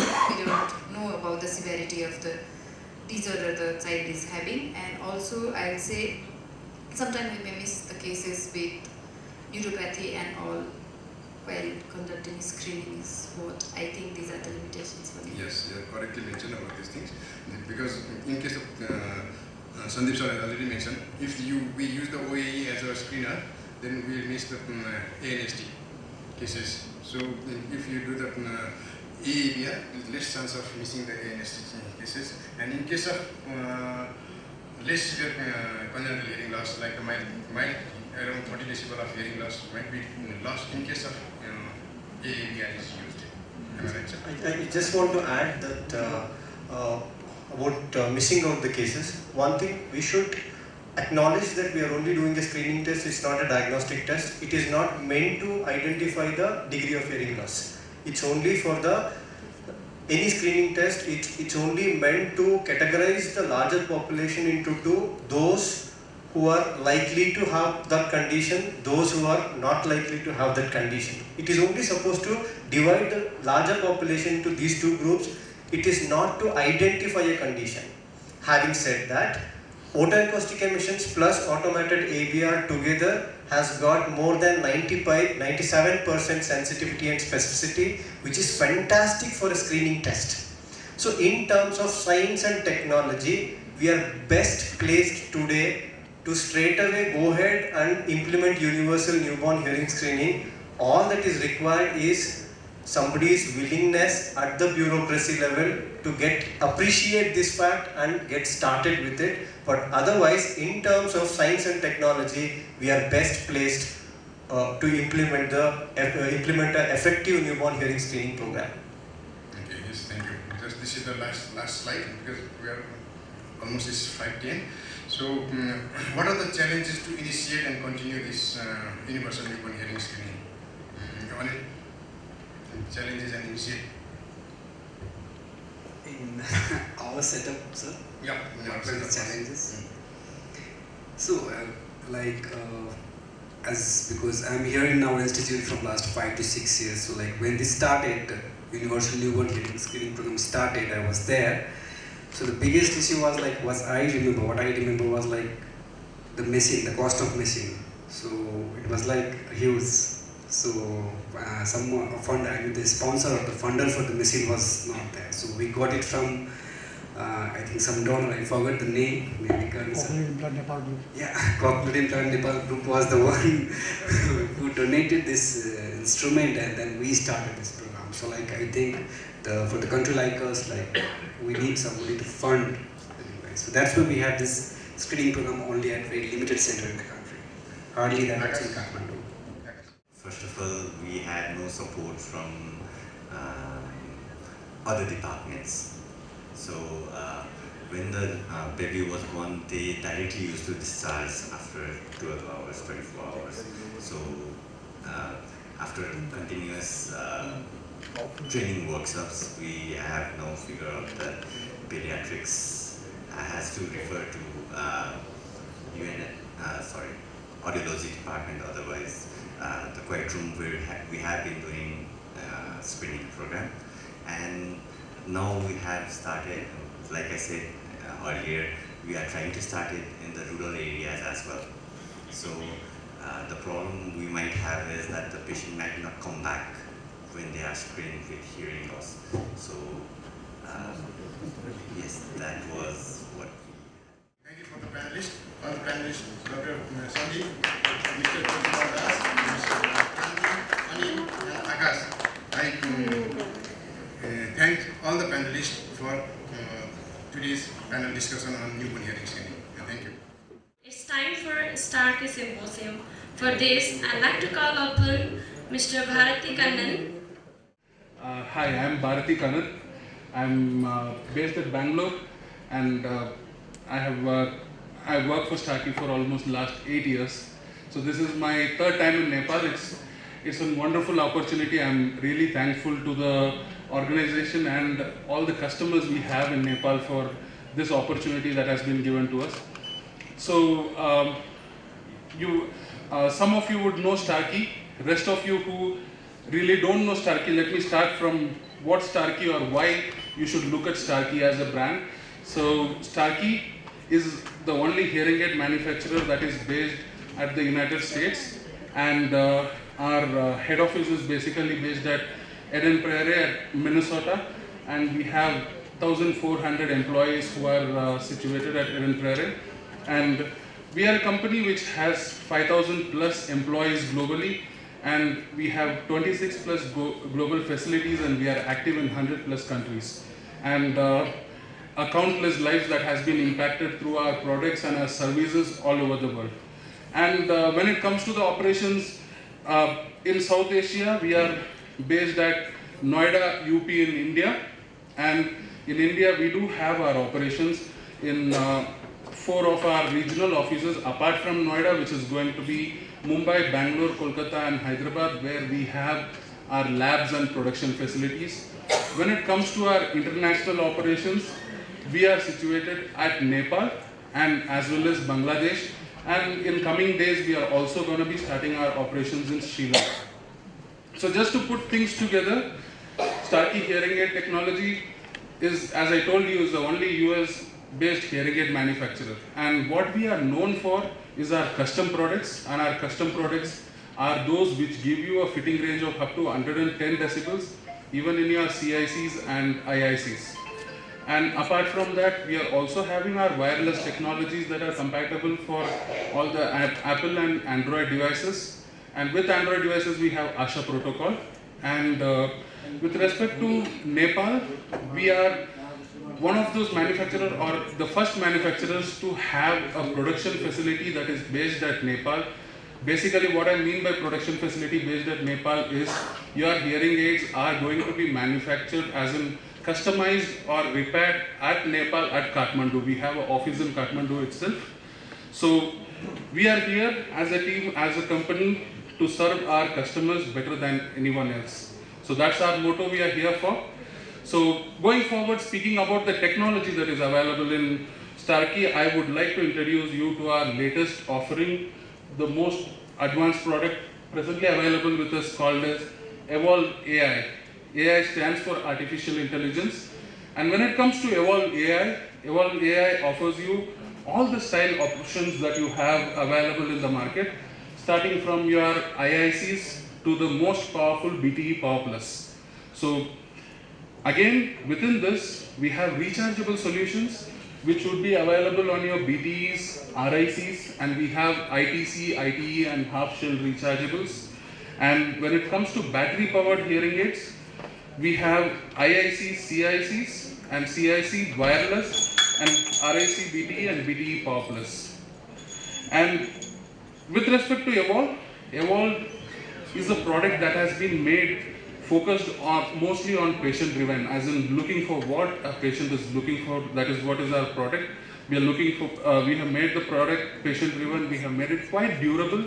It comes with IP68 water resistant, and it is a product which has a rechargeable as well as a non-rechargeable option, where we are looking at the best battery power as an output that we could get out of the hearing aid. Looking into the core of the product, we call our sound processing Starkey Sounds. So basically what we do in Starkey Sounds is that we are managing all the layers of sound, as in basically our hearing aid is going to understand speech, noise and music, everything, and it's going to be very dynamic in understanding what is required at that particular point of time and enhancing speech or enhancing music based on the patient's requirement. Using artificial intelligence to give you a better sound clarity. Basically, our hearing aid is already something through the Starkey sound which is capable of taking care of different environment. It can detect speech, it can detect different SNR levels. With Edge Mode, we are making it or upping our sound quality another level, where if a patient needs a point where he feels he needs little more clarity out of the hearing aid, he has it on the tap of a button or just double tap on the hearing aid, and the hearing aid is going to use AI to make sure the sound quality is better in your device. And apart from that, we also use another format of artificial intelligence which is called as deep neural network, using our technology called voice AI. The new thing with Evolve is also that we have come up with something called as two-way audio. Two-way audio is nothing but the hearing aid has the capability of streaming your phone calls or any media into your hearing aid. Apart from that, when you have a phone call, it is two-way. One thing is that you are going to hear what the person is speaking to you, and the hearing aid is also going to receive what you are speaking to the other person. So our microphone is going to act as a receiver. That is what is our two-way audio. As of now, this is enabled in our Apple devices. We are looking forward, probably in future would have more devices accessible to it. Not only that, we have reinvented our technology, made it even more better by making our hearing aids not just hearing aids, making them a healthable device. So basically what I mean by healthable device is that our hearing aids, apart from amplifying or making sure your speech clarity is better and making you help to hear, our hearing aids are also going to be an activity tracker, something like a fitness tracker on your hearing aid. And we have an engagement tracker which is similar to your activity tracker, where it is going to track how you are going to, based on how you are using the hearing aid. And the third one, I find it very helpful with most of my patients, which is Fall Alert. Fall Alert is a feature where the hearing aid's inbuilt sensor can understand if the hearing aid user has fallen down and can send messages to 3 family members with the location where they are. So this is quite helpful with your geriatric patients who are alone or managing themselves at home. These technologies are going to help you. Last healthable technology we have is the reminders. These are again for the geriatric patients where they could have a reminder for having medicines or going for a walk or anything that could be directly speaking into your hearing aids. So other than that, our Evolve hearing aids are smart, which can do few more things which usually is not expected from the hearing aid. First thing is, because we have a sensor, we are using tap control. Apart from the buttons on the hearing aid, you can also tap on the hearing aid to have some controls on it. Then we have our hearing aids which is capable of translating up to 65 languages.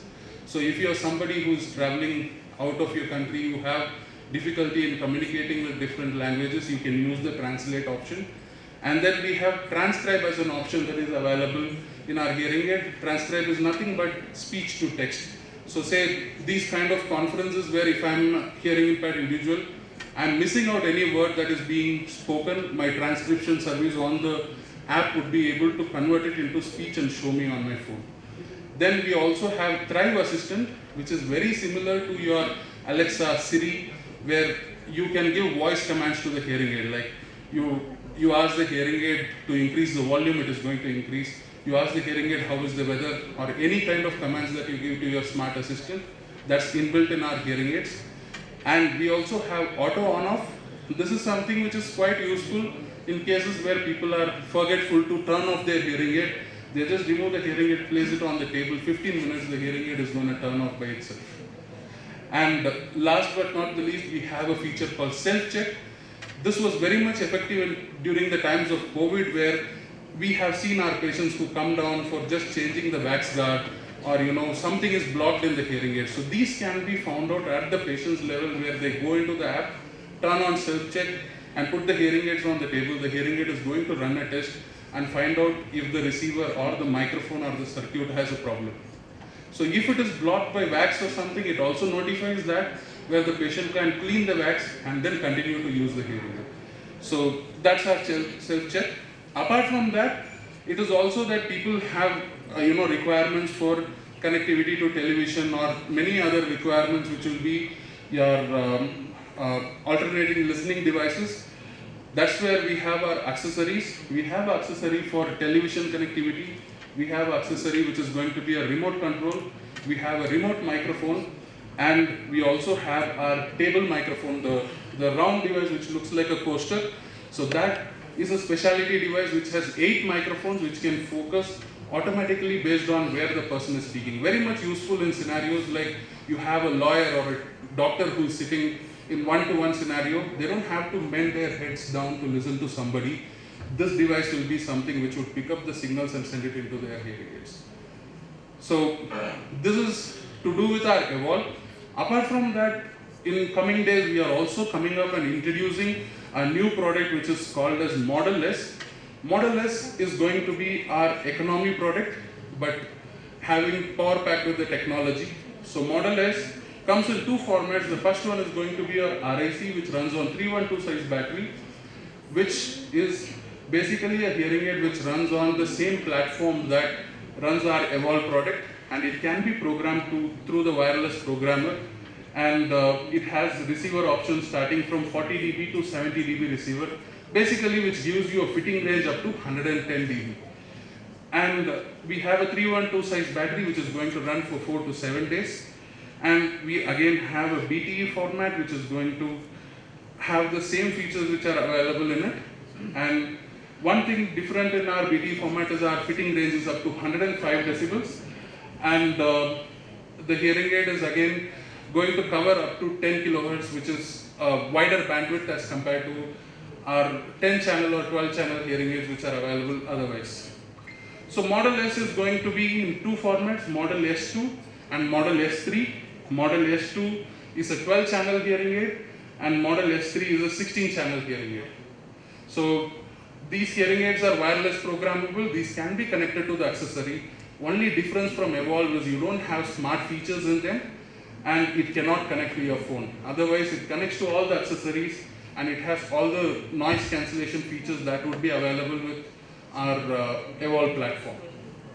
So that brings to the end of my presentation. I would once again like to thank Here, I would like to announce the free paper sessions which was to be presented today are shifted for tomorrow's session after lunch from 2 p.m. to 3 p.m., followed by award distribution and closing ceremony. Thank you all for being so supportive, interactive, and enthusiastic throughout the day today. Hats off to all the energy here. Hope we will reunite tomorrow again with the same energy. On behalf of the organizing committee, I would like to welcome you all to the banquet dinner, which will be at Urban Banquet, Tapagaon, Baneswar. Hope we will get to know each other better and have fun. With this, I, Pratibha Sadai, would like to conclude today's session. See you all in the dinner. Banquet for regaining the energy. Yes, for regaining the energy.